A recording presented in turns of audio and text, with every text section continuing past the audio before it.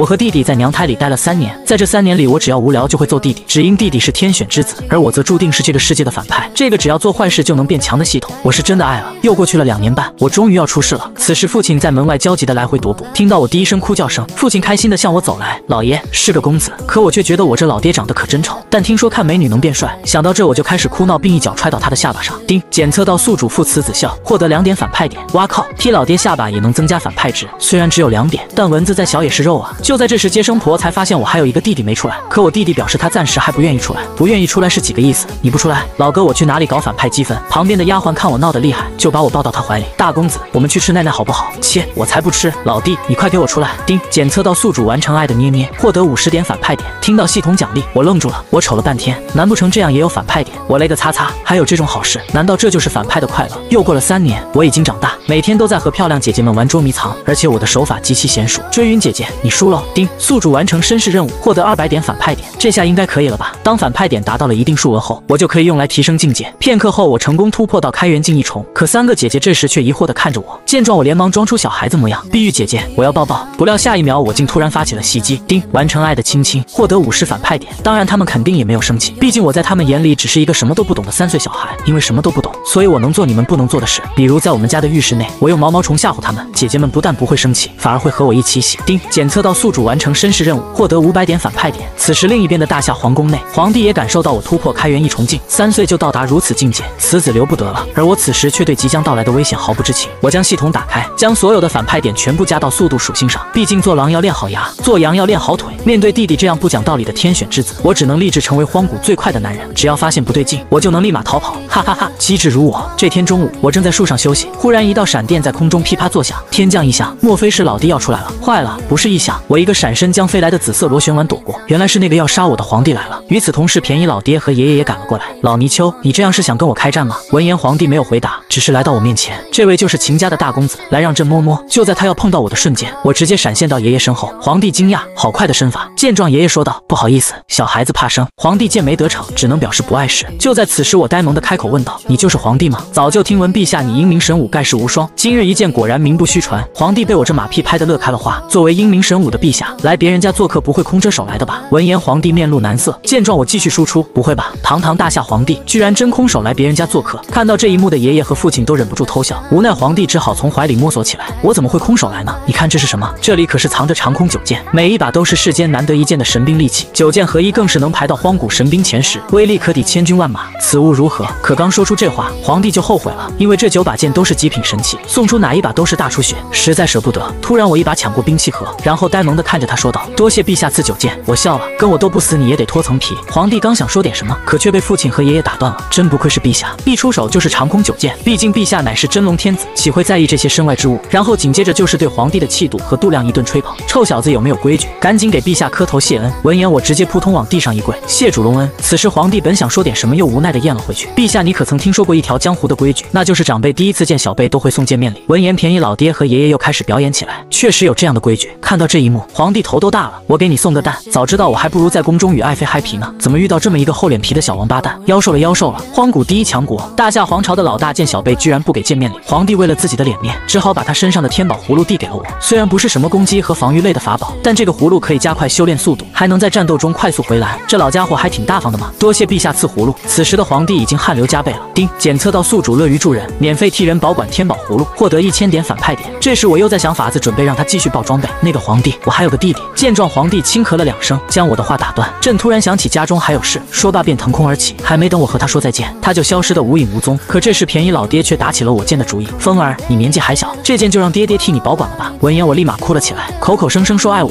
反手就抢我的大宝贝。爷爷见状，二话不说就是一个飞踢，一把将剑盒抢过。没出息的东西，亲儿子的宝贝也要抢。好了好了，乖孙儿不哭，爷爷给你抢回来了。我刚把剑盒接过，直接变脸，我哭了，我装的。突然天空中打起了雷，便宜老爹拍了拍额头，完犊子了，你娘还在生你2弟呢。看着父亲回去的背影，我再也按耐不住此刻的心情。我愚蠢的欧豆豆，你终于要来了吗？臭老弟，你知道我这3年有多想你吗？见我走了进来，弟弟开始在老爹的怀里不停扑腾。我呆萌地站在父亲面前，爹爹，让我看看我的老弟。可老弟看到我之后，便顿时吓得不敢出声。爹爹，2弟怎么不哭啊？不会出了什么毛病吧？说罢，我一巴掌打在弟弟的屁股上，弟弟也被疼得哇哇哭了起来。父亲见状，连忙斥责我怎么可以打弟弟，而我则是露出一副委屈的表情。我这不是怕他出事吗？叮，检测宿主打哭天选之子，导致天选之子丧失先天祖气，获得3万反派点，并且获得了一次抽奖机会。很快5年过去，可突然这天系统却告诉我，让我挖出弟弟的至尊骨，奖励无敌重瞳。这是我第一次质疑系统，可系统却说至尊骨可以重新长出来。虽然系统这么说，我还是觉得不靠谱。不行，我得静一静。此时的老弟还在树上睡觉，我直接一个大跳来到他面前。老弟别怪哥，我将手举起，一巴掌打在弟弟的屁股上。叮，检测宿主打天命之子屁股，获得100反派点。随后弟弟让我和他偷偷溜出去玩，而我此时又想到一个整蛊弟弟的方法。随后我俩来到闹市区，我让弟弟在地上哭，我在他旁边拿着碗，没一会功夫，我俩就赚了一大碗铜钱。弟弟也很开心，哥哥，我们去吃好吃的吧。随后我便告诉弟弟要请他吃竹笋炒肉。弟弟单纯的问道：哥哥，什么是竹笋炒肉啊？好吃吗？我告诉他这玩意可好吃了。弟弟开心坏了，好爷，我最爱吃了。而刚才躺在地上的，其实也只是一个睡着了的乞丐。回到家中，老爹知道此事就开始打弟弟，我则在旁边帮弟弟求情。可我越是帮弟弟说话，父亲就打得越凶。回到房间后，我帮弟弟擦眼泪，单纯的弟弟声称还是我最好，那是肯定的，毕竟没有竹笋炒肉的童年是不完整的。看着弟弟通红的屁股，我开始心疼起来，因为只有他早点好起来，我才能继续打屁股得到反派点。哥哥，你对我真好。我摸了摸他的头，这是哥哥应该做的，毕竟你可是天选之子嘛。此时我看到弟弟还在怄气，哥哥有个计划可以帮你报仇。什么计划？可他毕竟是我们的爹爹，见我卖关子，弟弟拍了拍胸口，哥哥放心，我绝对不会出卖你的。哥哥不是这个意思，不过既然你想知道，那我就告诉你，咱爹有个小金库，就藏在后山。这件事若是让娘亲知道，老爹肯定会被娘亲臭骂一顿。闻言，单纯的弟弟乐开了花，我这就去办。不出所料，第2天老爹就被娘亲臭骂了一顿。这次要不是老二告诉我，不知道还要被蒙在鼓里多久。什么？二娃这个逆子看来还是打少了。随后弟弟就被爹爹抓了起来，然后就又开始吃竹笋炒肉，而我此时也得到200反派点。时间来到晚上，爹爹和娘亲来到了运动时间，此时弟弟却问我他们在干什么，我只能一本正经的说他们在练功。于是单纯的弟弟一脸坏笑的询问：哥，那我去打断爹爹练功，他是不是就没力气打我了？闻言我不知道咋回答，虽然反派点很诱人，可是这种事最好还是哥哥不说话，那就是默认了。还没等我反应过来，弟弟就在我的面前消失了。随后来到爹爹面前大喊一声：老爹，我阿米诺斯。爹爹被这突如其来的一声吓得一激灵，他的小可爱瞬间也低下了头。完犊子了，老弟你可要撑住了。随后弟弟被打得哇哇乱叫，因此我得到了好多的反派点。叮，检测到宿主原因，导致天选之子痛彻心扉，获得1000反派点。玉不琢不成器，地不打不知意。老弟你可别怪哥呀。时间一晃半个月过去了，自从上次二弟打断老爹练功，他就被关在屋里一直没出来，这也让我半个月没涨反派点。忽然天空发出一阵阵马车声，我抬头望去，原来是天星之城的邻家公主。见状我有些疑惑，邻家人来我秦家干嘛？叮，发现天选之子，等级史诗级。哇靠，正愁没有天选之子给我打呢，来得正好。经过父亲的一番交谈得知，原来他是来和我相亲的。大小姐看到我的模样不禁感叹，他就是秦风，好帅啊。哼，帅又怎样，就凭几分姿色也想当本大小姐的夫君，看我不给你点颜色看看，你就是秦风。这是我新收的仆人03，敢不敢和他打一场证明自己？闻言我并未理会，因为系统提示我面前的03就是天选之子，而且等级还是史诗级。林家老爷听到此话连忙呵斥，灵儿不得无礼。父亲见他嘴上说着不得无礼，但身体是一点都没阻止，索性就拍了拍我肩膀，也好，风儿你就跟他好好玩玩。得到父亲的同意，我心中更是激动万分，因为毕竟弟弟是自己的亲弟弟，所以每次打他都不敢用力，每打一次才给200反派点，这导致5年才打了5000多万反派点。但现在有人主动送上门，那必须要珍惜这次机会。随后比赛开始，我一个爆射飞身上前，03提剑格挡，接着将我挑飞，随后摆好架势准备抓我落地后摇。见状我按到不好，直接一个后翻惊险的躲开了这一击。见我一个踉跄蹲在地上，公主也在为03打气。03好样的，替本小姐好好教训这小子。见状我心中暗自感慨，这就是反派被主角压制的感觉吗？随后我举起右手大喊一声剑来，只听空中传来一阵阵破空声。林家老爷惊讶，这居然是长空9剑。随后我便指着天空大喊一声9剑合一，空中的9把剑瞬间变成1把，我将神剑握在手中。看到这一幕，03不禁嘲讽，就算你有神剑加持，也不可能是我的对手。接着03使出长空剑诀，便宜老爹。见状按到不好，毕竟长空剑诀与长空9剑出自同一人。风儿虽有天赋，但毕竟只有8岁，如何能抵挡长空剑身的剑诀？紧接着便心急如焚地向我跑来，风儿爹来帮你。而我却是抬手将老爹拦住，后退，别碍事。闻言老爹便笔直站回原地，好像被亲儿子嫌弃了呢。随后我开始凝聚剑气，使用秘技斩天拔剑术，2道剑气碰撞到一起，发生了巨大的爆炸。随着烟雾散去，03难以置信，这家伙居然接下了我的剑招，这怎么可能？突然他的佩剑开始出现裂痕，咔嚓一声，他的佩剑碎成粉末。叮，恭喜宿主让天选之子的无敌道新出现裂缝，获得10万反派点。我笑了，区区一条裂缝就有10万反派点，那我如果捅他心窝子一刀，岂不是分分钟几个亿？接着我闪现他身前，刷打伤天选之子，获得500反派点。我并没有着急对他下死手，只是在不停刮痧刷反派点。突然此时老爹过来拉着我，好了，风儿玩归玩，闹归闹。道莫要伤了和气。见状，林家家主也连忙赶了过来。秦兄说的极对，秦兄，咱借一步说话。这时，公主来到我面前，秦风，你真厉害。而此刻我的眼里只有林三。随后我便指着他说道：“你可以让他常来找我玩吗？”闻言，小公主气得嘟嘴：“我要你做我夫婿，你却只想跟我家仆人玩。”随后便赌气地转身离开，而我却丝毫不知道这小姑娘为啥会这么生气。回到家中，林家家主告诉女儿，让她嫁给我的老弟。公主质问道：“你为什么要将我许配给秦家二公子？”林家主疑惑：“女儿，你不是不愿嫁给秦家大公子吗？”公主被这句话问得哑口无言，才没有这回事呢。我比那秦家二公子还年长2岁，若是传出去，岂不是让人笑话爹爹？林家家主摸着小公主的脑袋说道：“这有啥好笑话的？现在姐弟恋不是很流行的吗？”可无论林家主怎么哄，小公主还是不愿意嫁给二公子。听到这话，林家家主反应过来：“乖女儿，你是不是喜欢秦家大公子？”公主脸上泛起红晕，却还是傲娇的表示不喜欢。那你既然不喜欢大公子，那你就嫁给二公子，这事就那么定了。闻言，小公主便气呼呼的跑了出去。爹爹，你根本就不爱我！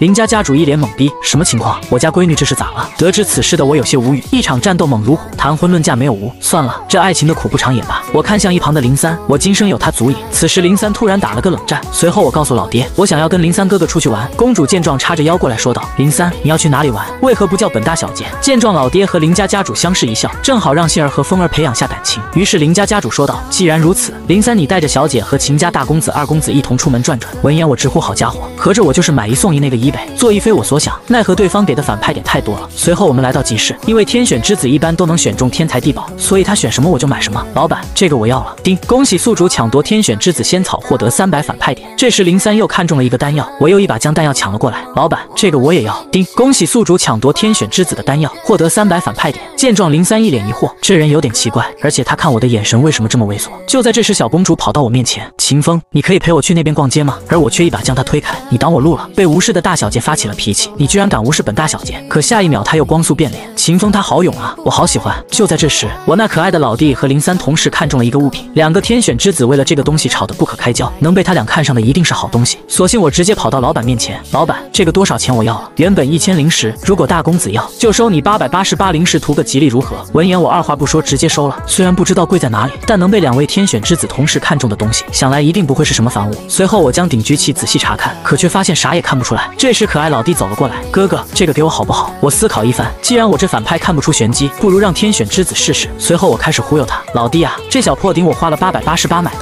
作为哥哥我出2个8，现在你只要支付剩下那1个8，我就借给你玩2天，如何？”老弟开心的表示成交，随后把他的钱袋子递给了我。我笑了，哥哥可是很讲信用的。随后我拿了他800灵石，然后将干瘪的袋子扔了回去。此时的老弟还开心的喊着：“哥哥你真好！”叮，检测到宿主欺骗无知天选之子，获得500点反派点。这时我扭头发现林三又在买东西，我直接闪现他旁边：“老板，你这的东西我全部都要了。”好险，差点没有抢到。而此时的林三有些害怕了，这大公子很喜欢偷看我，还总爱在我面前表现，这不科学呀！想到这，林三已经汗流浃背了。这大公子不对劲，我得离他远一点。随后林三便告诉我他身体不适，就先告辞了。真可惜，他走了我就没办法继续获得反派点了。次日我再次来到林府，这时公主告诉我，今天林三突然身体不适，不如我陪你吧。闻言我直接拒绝，现在的我只想要林三。可被拒绝的公主并没有生气，想着我是一个不近女色不畏强权的男人，反而更加喜欢我。躲在门后偷听的林三打起了冷战。大公子说只要我是什么意思？我的目标是当个极品仆人，而不是极品小受啊。次日秦家和林家的婚书已经公告天下，这也表示我们2家已经正式结盟。可我却不开心，因为从此之后我的双盒寻宝器只剩下1盒了。我深情地望着车上的林三，见状林三脸上泛起红晕，连忙扭过头。在送别林三他们后，我打开系统，发现在这短短几天，我就从林三身上炸出来15万反派点，而且还有一个抽奖机会。此时我心情激动，不知道这次能抽出来什么。叮，恭喜宿主抽中神级佛法大威天龙，这套神法对付妖族伤害加倍，而且还拥有一眼辨别其他人是不是妖的能力。只见一只金龙在我周身盘旋，接着化身金光涌入我的体内，我也因此从幻境中苏醒，而我的肩膀此时也出现龙纹的印记。随后我大喊一声大威天龙，砰，一道金光把我家房顶冲出了一个大窟窿。坏了，动静弄得太大了，为了不暴露刚学会的技能，我只能装一下。于是我连忙盘腿而坐，系统，我现在要升级。话音刚落，数道金光从我体内喷涌而出。爷爷听到动静连忙赶了过来，看到我再次突破，爷爷不禁感叹，这孩子好恐怖的悟性。此时系统告诉我，成功突破到超凡境2重天，共花费了13万反派点。闻言我瞬间石化，我好不容易囤的积蓄啊！与此同时，我们秦家和林家结盟的消息也传入了大夏皇宫内，众大臣纷纷开始弹劾起我们2家。大夏皇帝更是对我和我弟的实力有所忌惮，为了能坐稳他的帝王之位，于是决定对我们2家痛下杀手。得到消息的爷爷和父亲也紧急召开了家族会议，族人们纷纷表示大不了就开战，斗个鱼死网破。而我在门口也偷听到了这一切的消息，真的要开战了吗？那我要不要赶紧跑路呢？可我还是打消了这个念头。虽然作为穿越者的我，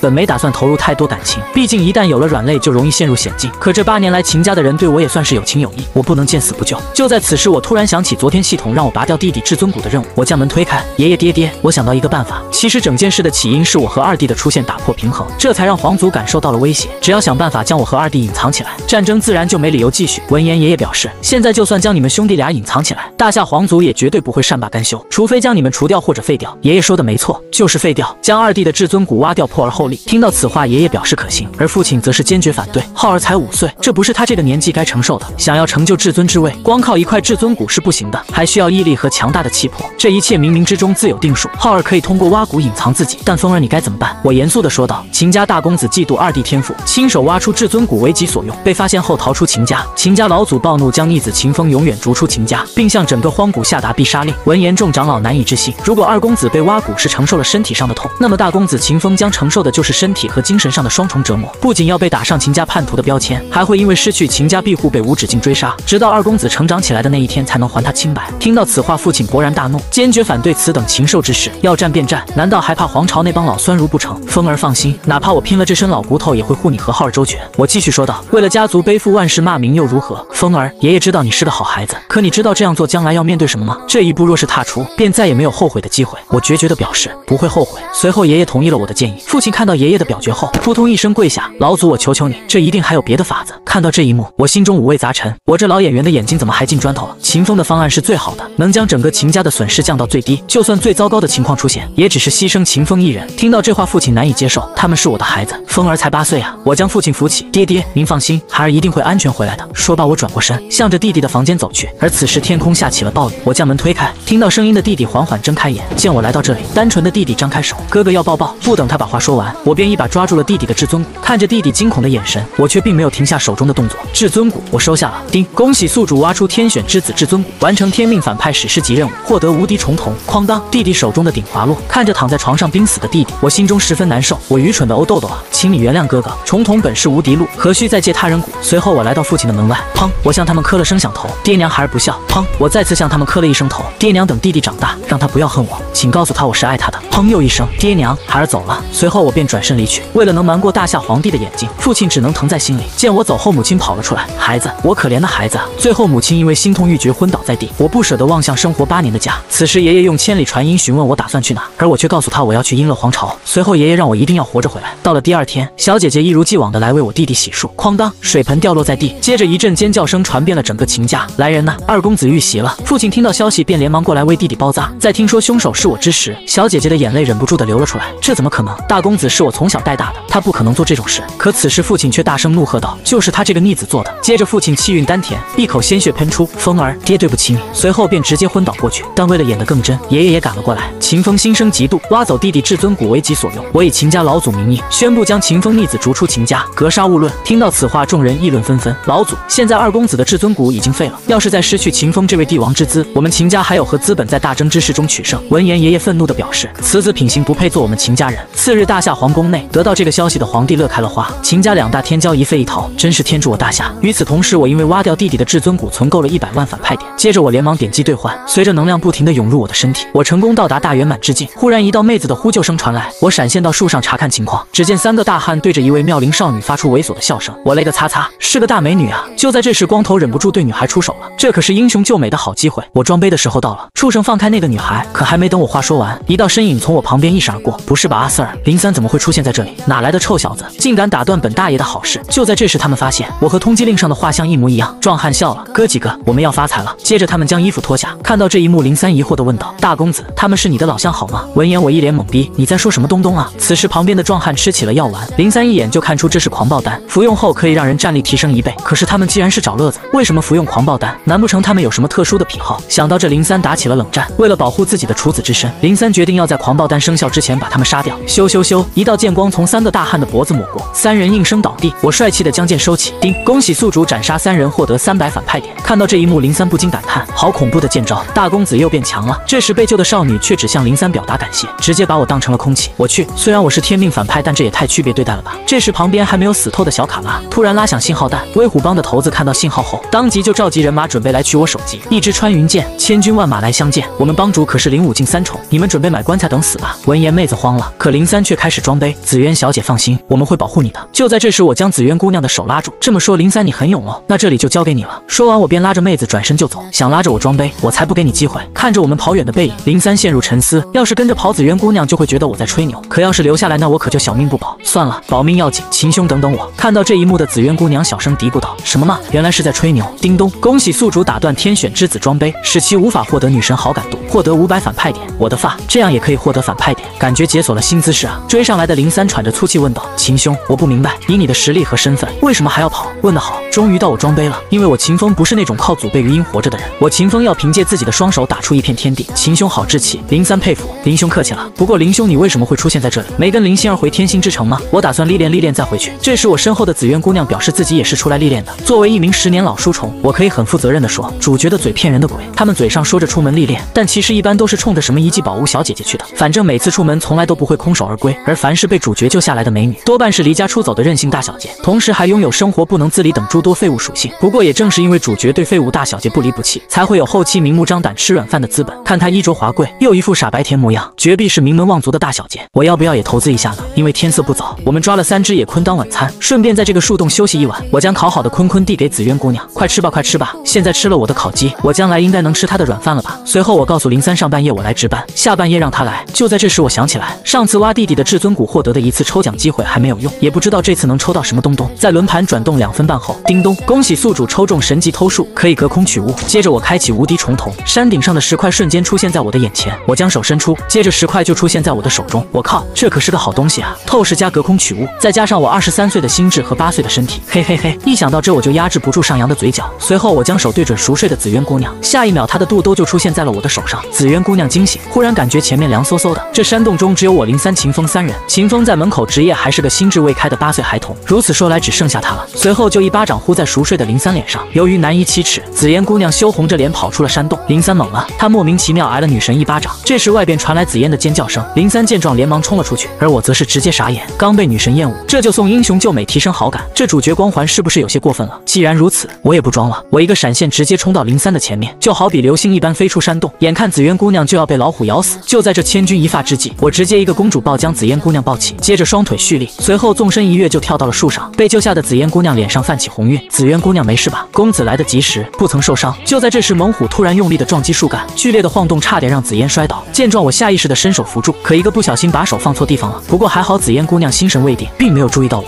林三此时也赶了过来，秦兄此乃吃虎兽，超凡境9重修为，我们必须联手才能与之一战。闻言我却当场拒绝，这一波被我要是装了，天选之子的女神说不定会彻底倒戈，那反派点不得超级加倍。于是我开始装杯，就这个小卡拉还需要联手。紫嫣姑娘站稳，我去会一会这个小猫咪。秦公子小心。见状林三让我别任性，只有联手才能打败他。闭嘴，林三你真的很烦人。随后我将剑拔出，使用秘技斩天拔剑术，恶虎被砍得嗷嗷乱叫，可挨了这一击的恶虎却没有倒下，再次向我扑来。紫嫣姑娘见状也让我多加小心，林三也连忙赶了过来。秦兄莫慌，我来了。我勒得擦擦，林三这小子烦就算了，还想抢我人头，看来我得放大招了。只见我大手一挥，大威天龙，顷刻间一条金龙就出现在恶虎面前。在金龙和恶虎撞击的瞬间，发生巨大的爆炸，待到烟雾散去，恶虎已经安详的睡着了。恭喜宿主阻止天选之子装杯，使其无法得到女神好感，获得500反派点。看到这一幕的林三也被吓得手足无措，这是什么情况？超凡境9重修为的吃虎兽居然被秦兄秒了。紫嫣姑娘此时也来到我面前，开始对我疯狂称赞，这只不过是热身，雕虫小技不足挂齿。可话音刚落，我的双腿就开始止不住的发抖。这大招虽然厉害，不过消耗体力也太大了。这时我们身后的树林传来脚步声，原来是虎威帮的头子带着108个小弟来了。秦公子好身手啊，要是我们没猜错的话，林间那几具虎威帮弟子的尸首也是秦公子所为吧？今日秦公子若不给个交代，恐怕是难以平息我众弟子的怒气啊。见状我连忙指着林三说道，这个是我大哥林三，你若真有胆，就先过了我大哥这一关。说罢我就带着紫嫣姑娘跑向森林深处。林三懵了，怎么有种被算计的感觉？叮咚，恭喜宿主算计天选之子获得2000反派点。见状虎威帮帮主让小弟们来追我，而他自己要跟林三单挑。林三慌了，毕竟对手是05境3重的敌人，臭小子看招。此时另一边的我也陷入了苦战，毕竟我现在体力还没恢复，只能带着紫嫣狼狈逃命。可下一秒紫嫣姑娘受到了袭击，接着一个踉跄摔倒在地，我愤怒的扭过头，原来是刚才没咽气的小卡拉。我一个重拳将他的牙齿打掉99颗，接着一脚将小卡拉踢飞2米半，直到撞到树上才停下。紧接着我跑过来拍了拍紫嫣的脸，喂，靓女，你没事吧？完犊子，刚刚装杯体力消耗太大，现在完全使不上力气，完全走不动路。叮咚，检测到宿主体虚，可花费1000反派点兑换天宝丹用于恢复体力，才1000这么便宜，赶紧兑换。叮咚，已恢复到宿主10%的体力，是是否继续兑换？我靠，1000反派点才恢复10%，我就知道这系统不会这么善良，再给我兑换9000。片刻后，我将手放在妹子前面，系统你是认真的吗？明明人家小姑娘伤的是后背，为什么让我把手放在前面？可下一秒，妹子后背的伤竟然以肉眼可见的速度愈合，我勒个擦擦，这也行？这还真是离了个大谱。随后我便决定回去看看03有没有脱困，但眼前的景象直接给我看呆了，这是03干的吗？不愧是天选之子，越界战斗都能赢得这么轻松。这时一道马车声传来，而我现在体力还未全部恢复，索性就先躲起来观察一番。哥几个，听说那个叫03的天骄打伤帮主之后去了遗址，我们得赶快过去，不能让他抢了先机。听到他们说遗址，我果断跳下，臭小子敢拦我们的路，你知道我们是谁吗？而旁边的小卡拉一眼就认出了我，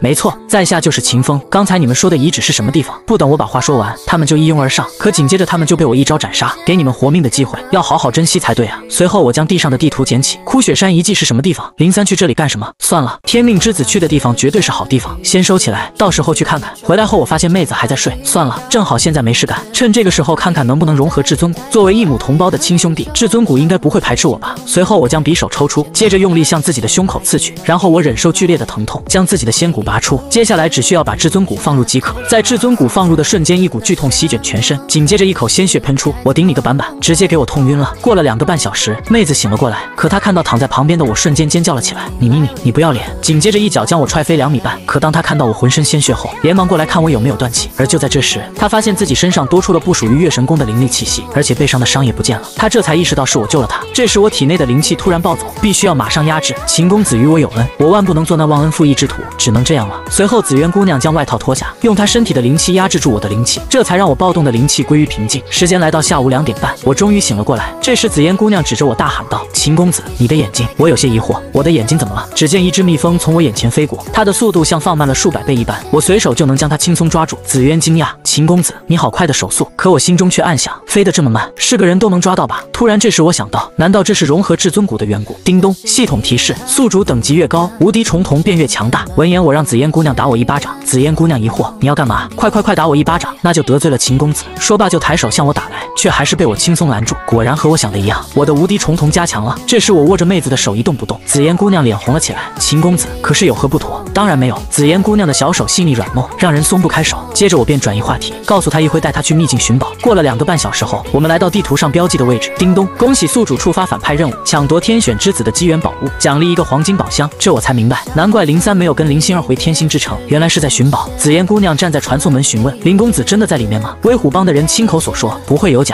跟上，穿过传送阵，我们来到一个虚空地界，面前的石头碑上刻着山界2个大字。我笑了，这里居然是山界。正当妹子疑惑为什么不去找03时，我就已经哼着小曲脱衣服了。我告诉她现在还不是时候，因为秦家古籍曾有记载，枯雪山遗迹中有一灵池名叫山界，此灵池中有龙脉之眼，灵气充裕，可助修行之人快速突破。若男女共同修行，还可减缓时间流速，在灵池1天可抵1年。之前施展大威天龙伤了些根基，至尊骨也尚在融合阶段，如果现在碰到虎威帮那群人，我肯定不是对手，倒不如先在这灵池中调养休息一番。不过话说回来，怪不得我在秦家这8年总是找不着爹爹和娘亲，感情他们是在这里快活。幸好我从小热爱学习，不然还真白瞎了。就在这时，妹子扭过头来，正好看到我在脱裤衩，就这么一瞬间，仿佛时间被定格了。哇靠，秦公子你在搞什么飞机啊？见状我暗道不好，随后闪现紫渊身前，将他扛起来到灵池边，紧接着扑通一声把紫渊拉入水中。入水后我把他放开，混乱中紫渊一脚就踹到了我的裆部。看着浑身发抖的我，紫渊问道：“秦风，你要干什么？谁让你叫那么大声？万一把威虎帮那群人引来怎么办？”紫渊恍然大悟，原来你推我下水是为了保护我。你伤到哪里了？我给你上点药吧。算了，不方便。我把身体埋入水中，你要是觉得愧疚就褪去衣服，陪我泡回温泉。听到这话的紫渊脸瞬间更红了起来。什么？脱衣服还要一起泡温泉？我连忙解释，灵泉里穿着衣服身体不好吸收灵力，一起泡可以减缓时间流速。闻言紫渊松了口气，想到我毕竟是个8岁单纯少年，肯定不懂那些，于是便答应下了我的要求。随后便将身上的衣物褪去。叮，恭喜宿主成功哄骗良家少女，获得300反派点。紫渊姐，准备好了吗？就这样，灵池修炼开始了。很快2天半过去，我猛然睁眼，同时一股能量从我体内爆发，我成功突破到了超凡3重，获得了1000反派点。又因协助天选之子女神突破超凡境，再加上彻底截断天选之子姻缘，总共获得1万反派点。与此同时的灵泉外围发生了震动，来寻宝的众人被掉落的碎石拦住去路。待到烟雾散去，正在修炼的我俩出现在了众人眼前，场面一时有些安静，毕竟孤男寡女没穿衣服出现在这里，很难不让人乱想。一旁的紫渊慌乱地说道：“各位，事情不是你们想的那样。”就在这时，他们其中一人认出了我。老大，前面这个小子是秦风。既然如此，我们便将这2人抓起来。紫渊有些疑惑，秦风，为什么他们都针对你？我哪知道，可能是因为我长得帅的原因吧。紫渊无语，秦大公子，你已经被我们包围，不如束手就擒，以免伤了2位。我将长剑唤出，你确定是你包围了我？见此，众人也不多废话，拔剑就发起了攻击。我之前一直使用的融合剑对敌，今天就来试试9剑的威力。随后我念起剑诀，下一秒手里的长剑就变成9把，我大手一挥，9剑齐出，咻咻咻，众人的脑袋像切水果一样被我斩掉。怎么会有如此恐怖的战力？小卡拉吓得扭头就跑，可下一秒就被我斩杀。我可不会留活口让他回去报信。叮，恭喜宿主共斩灭230人，同时获得20300点反派值。我们走吧。紫渊感叹，秦公子变得更强了。闻言我心中暗爽，也是让我装到了。随后我拿出地图，告诉紫渊要去血菩提树，因为这里有大机缘。与此同时，菩提树下有着一位女子，她是一只兔妖，此时被人逼入绝境，而她的前面正是威虎帮帮主。从他们口中得知，这只兔妖刚生完孩子，身体十分虚弱，而这一切都被我和紫渊听到。这群混蛋竟然对一个刚生产完的母亲下手，真是可恶！紫渊边说边掐我，我也不甘示弱，反手掐向了紫渊的大腿，疼得紫渊差点叫出了声。你掐我手臂，我掐你大腿，我们扯平了。紫渊轻声回应：臭弟弟，不知道让着姐姐吗？就在这时，一声刺耳的惨叫传来，只见威虎帮众人将长枪刺向了兔妖，这让本来身体就虚弱的兔妖，现在更是如同风中残烛。都给我住手！紫渊看不下去，直接站了出来。如此对待一个母亲，这就是你们威虎帮的做派？闻言，帮主有些意外，秦大公子怎么在这里？本以为抓到兔妖是意外之喜，没想到还有其他收获。上次有03这个天骄帮你，你才能侥幸逃脱，这次我看你如何逃。说罢便向我冲来。面对袭来的攻击，我十分不屑，我的眼里露出3分薄凉，3分讥讽，4分漫不经心。随后一个闪现就将攻击躲过，然后扭过头嘲讽：就这样，你行不行啊？帮主气急败坏，再次冲了过来。我将长剑唤出，紫渊你去救兔妖，我来对付帮主。见状，帮主摆好架势，小子领教夏爷的猛虎硬巴山。我笑了，看来帮主还是有点东西的。我提剑大喝一声，大威天龙！只见一道金龙虚影在我身后浮现。帮主果然是细狗，你看我的比你大多了。帮主气得牙痒痒，直接挥出了最强一击恶虎出笼。见状，我一刀挥出大威天龙，仅是眨眼间，帮主就被瞬间秒杀。强大的余波更是将威虎帮所有人全部撞飞。片刻后，威虎帮108人被团灭，获得10800反派值。我本不想杀戮的，但你们非要送人头，威虎帮本来就这么点人，这下好了，全都死翘翘了，真是可惜了。这时紫渊扶着兔妖走了过来，多谢公子救命之恩。兔妖告诉我，他进入遗迹是想给刚出生的孩子寻找菩提果来孕养魂灵，但由于刚生产完太过虚弱，才被威虎帮抓了去。兔妖表示菩提果他也不多要，只要10颗就行。看在你伟大的母爱份上，我可以本着人道主义精神给你10颗，但我想你作为母亲，一定也不希望自己的孩子将来有不劳而获的思想吧？那就意思下，我1颗菩提果就收你10万极品灵石好了。闻言，兔妖面露难色，小声说道：我没有灵石。我将本子拿出，没灵石没事，我们可以谈谈资源。可却发现兔妖不仅没灵石，就连资源也没有。见过穷的，没见过这么穷的。算了，拿吧拿吧。兔妖大喜，恩人愿意送我。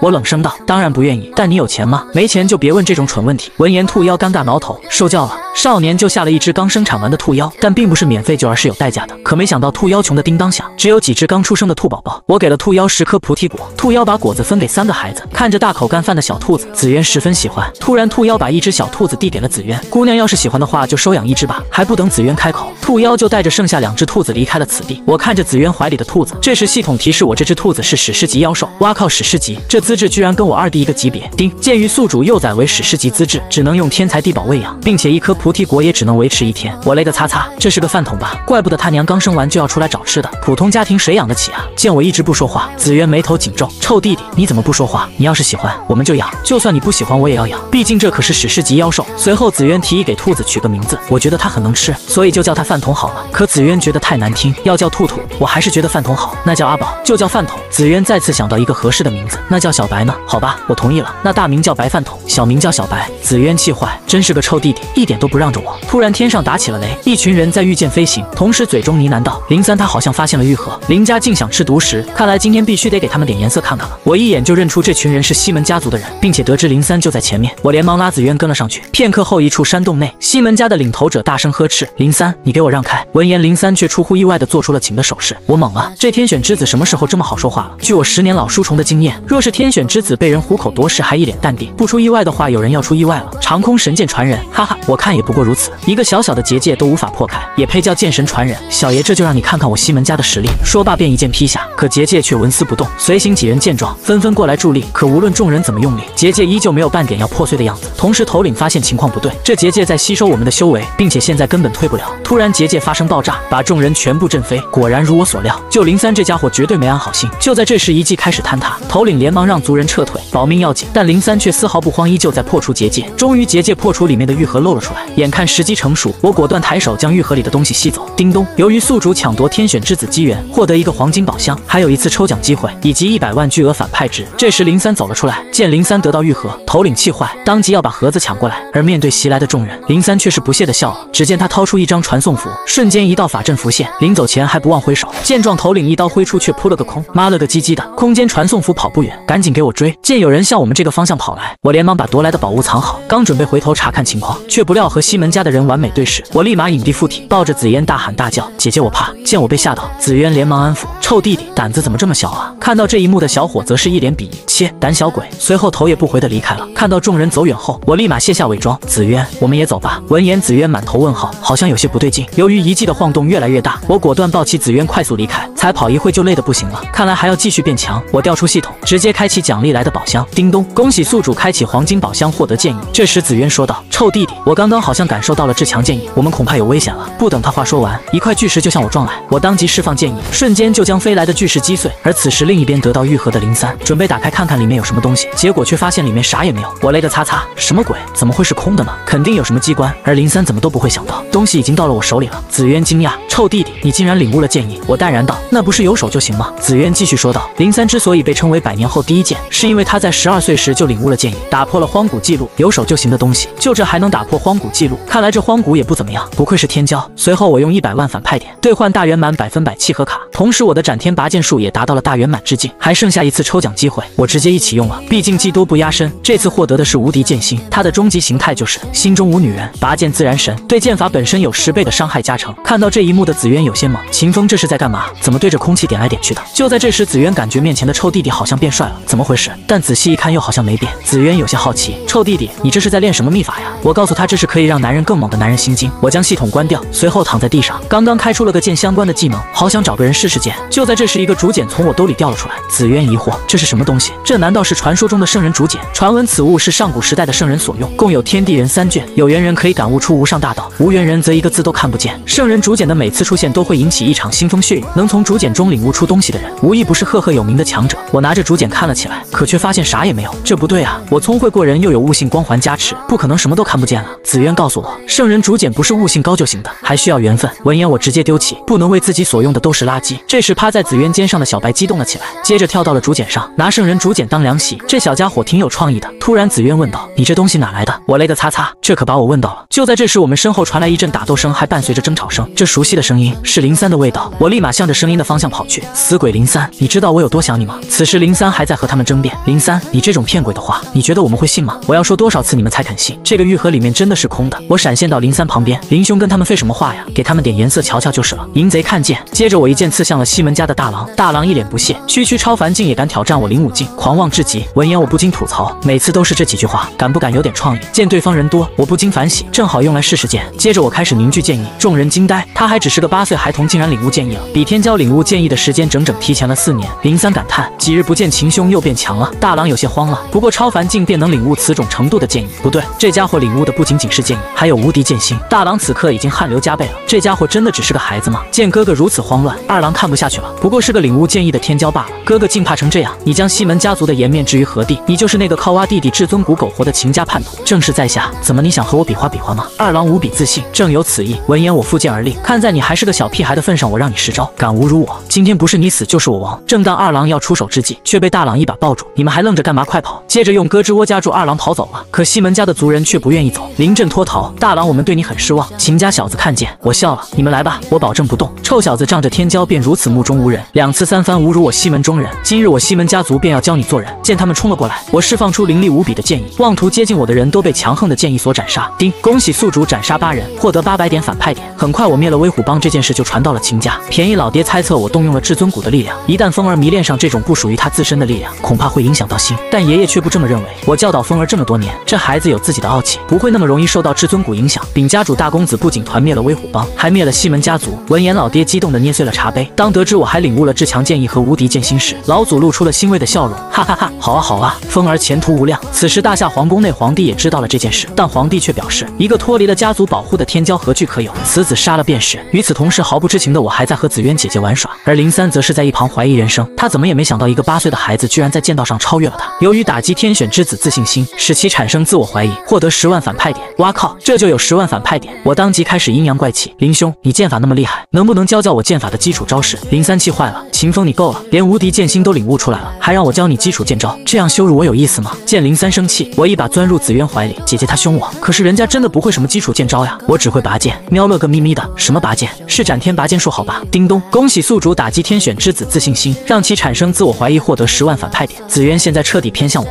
林三你凶什么凶？他还只是个刚出生8年的孩子。见女神也帮我说话，这一瞬间林三道心彻底破碎。见林三要走，我连忙安慰林兄不用气馁，你可是100年第一剑，我相信你一定能领悟无敌剑心的，不像我只是跑路的时候放了个屁就领悟了。林三受不了了，连忙要逃离这里。林兄你别走，我还有很多话想跟你说。开玩笑，几句话就赚40万反派点，我怎么可能让你跑？林兄你等等我，你不要过来呀！突然头顶上出现了一朵巨云，上面站着无数道身影。我是夏皇的贴身侍卫常威，奉命来取秦风首级。仅是开口，强大的威压就引得大地震动。林三告诉我，这是夏皇的贴身侍卫，实力强得可怕，并且对方还有数千铁骑，若是开战，你我必死无疑。想到这，林三流出了几滴冷汗。秦兄你可有何破解之法？闻言我陷入沉思，算了，搏一搏，单车变摩托。我一脸无辜地走上前，叔叔你找谁啊？我奉陛下之命，特来取你首级。叔叔那你杀了我，可以不杀林三哥哥和紫渊姐姐吗？我的话让两人有些动容，他们没想到我居然这么讲义气。我扭过头，紫渊姐姐别怕，我会保护你的。这个人说了只杀我，你们会没事的。你真的愿意为了我去死？我眼地附体，为了紫渊姐姐，我可以做任何事情。接着我张开双臂，表现出一副视死如归的样子。叔叔动手吧。常威见状也不多废话，那就得罪了。随后便举剑劈下。见状，紫渊捏碎了一块玉石，不可以，臭弟弟，我不允许你死。下一秒，一道金色闪电从空中砸下。我承认我有赌的成分，但没想到赌对了，以后的软饭算是有着落了。只见一只巨大的玄龟从传送阵中走出，而乌龟的头上赫然站着一位美艳少妇。我一眼就认出了这竟是音乐皇朝排名前5的高手月神。我转头看向紫渊，你是音乐皇朝的神女。得到肯定的答复后，我激动地跳了起来，真是赚大发了。这时月神微笑开口，哎呦呵，这里还挺热闹啊。侍卫常威有些生气，月神，这是我大夏境内，还轮不到你放肆。这位将军奴家不过是个弱女子，你如此恐吓不合适吧？就在常威准备再次开口时，一道紫色的神光将常威贯穿，接着他便倒在地上睡着了。将军下辈子对待弱女子一定要客气些哦。说完，月神便收回了神光，然后还不忘来个飞吻。侯爷作为皇城头领，竟连月神一击都接不住吗？趁混乱之际，紫渊拉着我打算开溜，忽然月神勾了勾手指，我俩便被禁锢在空中。紫渊，你又想去哪里啊？紫渊此时冷汗直冒，不知如何回答。月神再次挥了挥玉手，我俩平稳地降落在了巨龟身上。月神脸色冰冷，说说吧，这是怎么一回事？紫渊站在一旁撒娇地喊了一声大姨，你还知道我是你大姨？一声不吭地离家出走就算了，为了不被我找到，还特意跑到大夏皇朝。紫渊抱头大喊，我错了大姨，别敲了别敲了。接着一把将我拽了过去。大姨，我这次收获可大了，他叫秦风，不过才8岁，不仅领悟了剑意，还领悟了无敌剑心，是不是很厉害？闻言月神想了起来，秦风就是那位拥有大帝之资，却挖走弟弟至尊骨，被下达追杀令的秦家大公子。不等月神开口，我闪现他身前，月神姐姐，你相信一见钟情吗？月神妩媚一笑，小小年纪竟还懂得一见钟情，我看你是见色起意才对吧？没错，我决定长大要娶姐姐当媳妇。闻言月神笑了起来，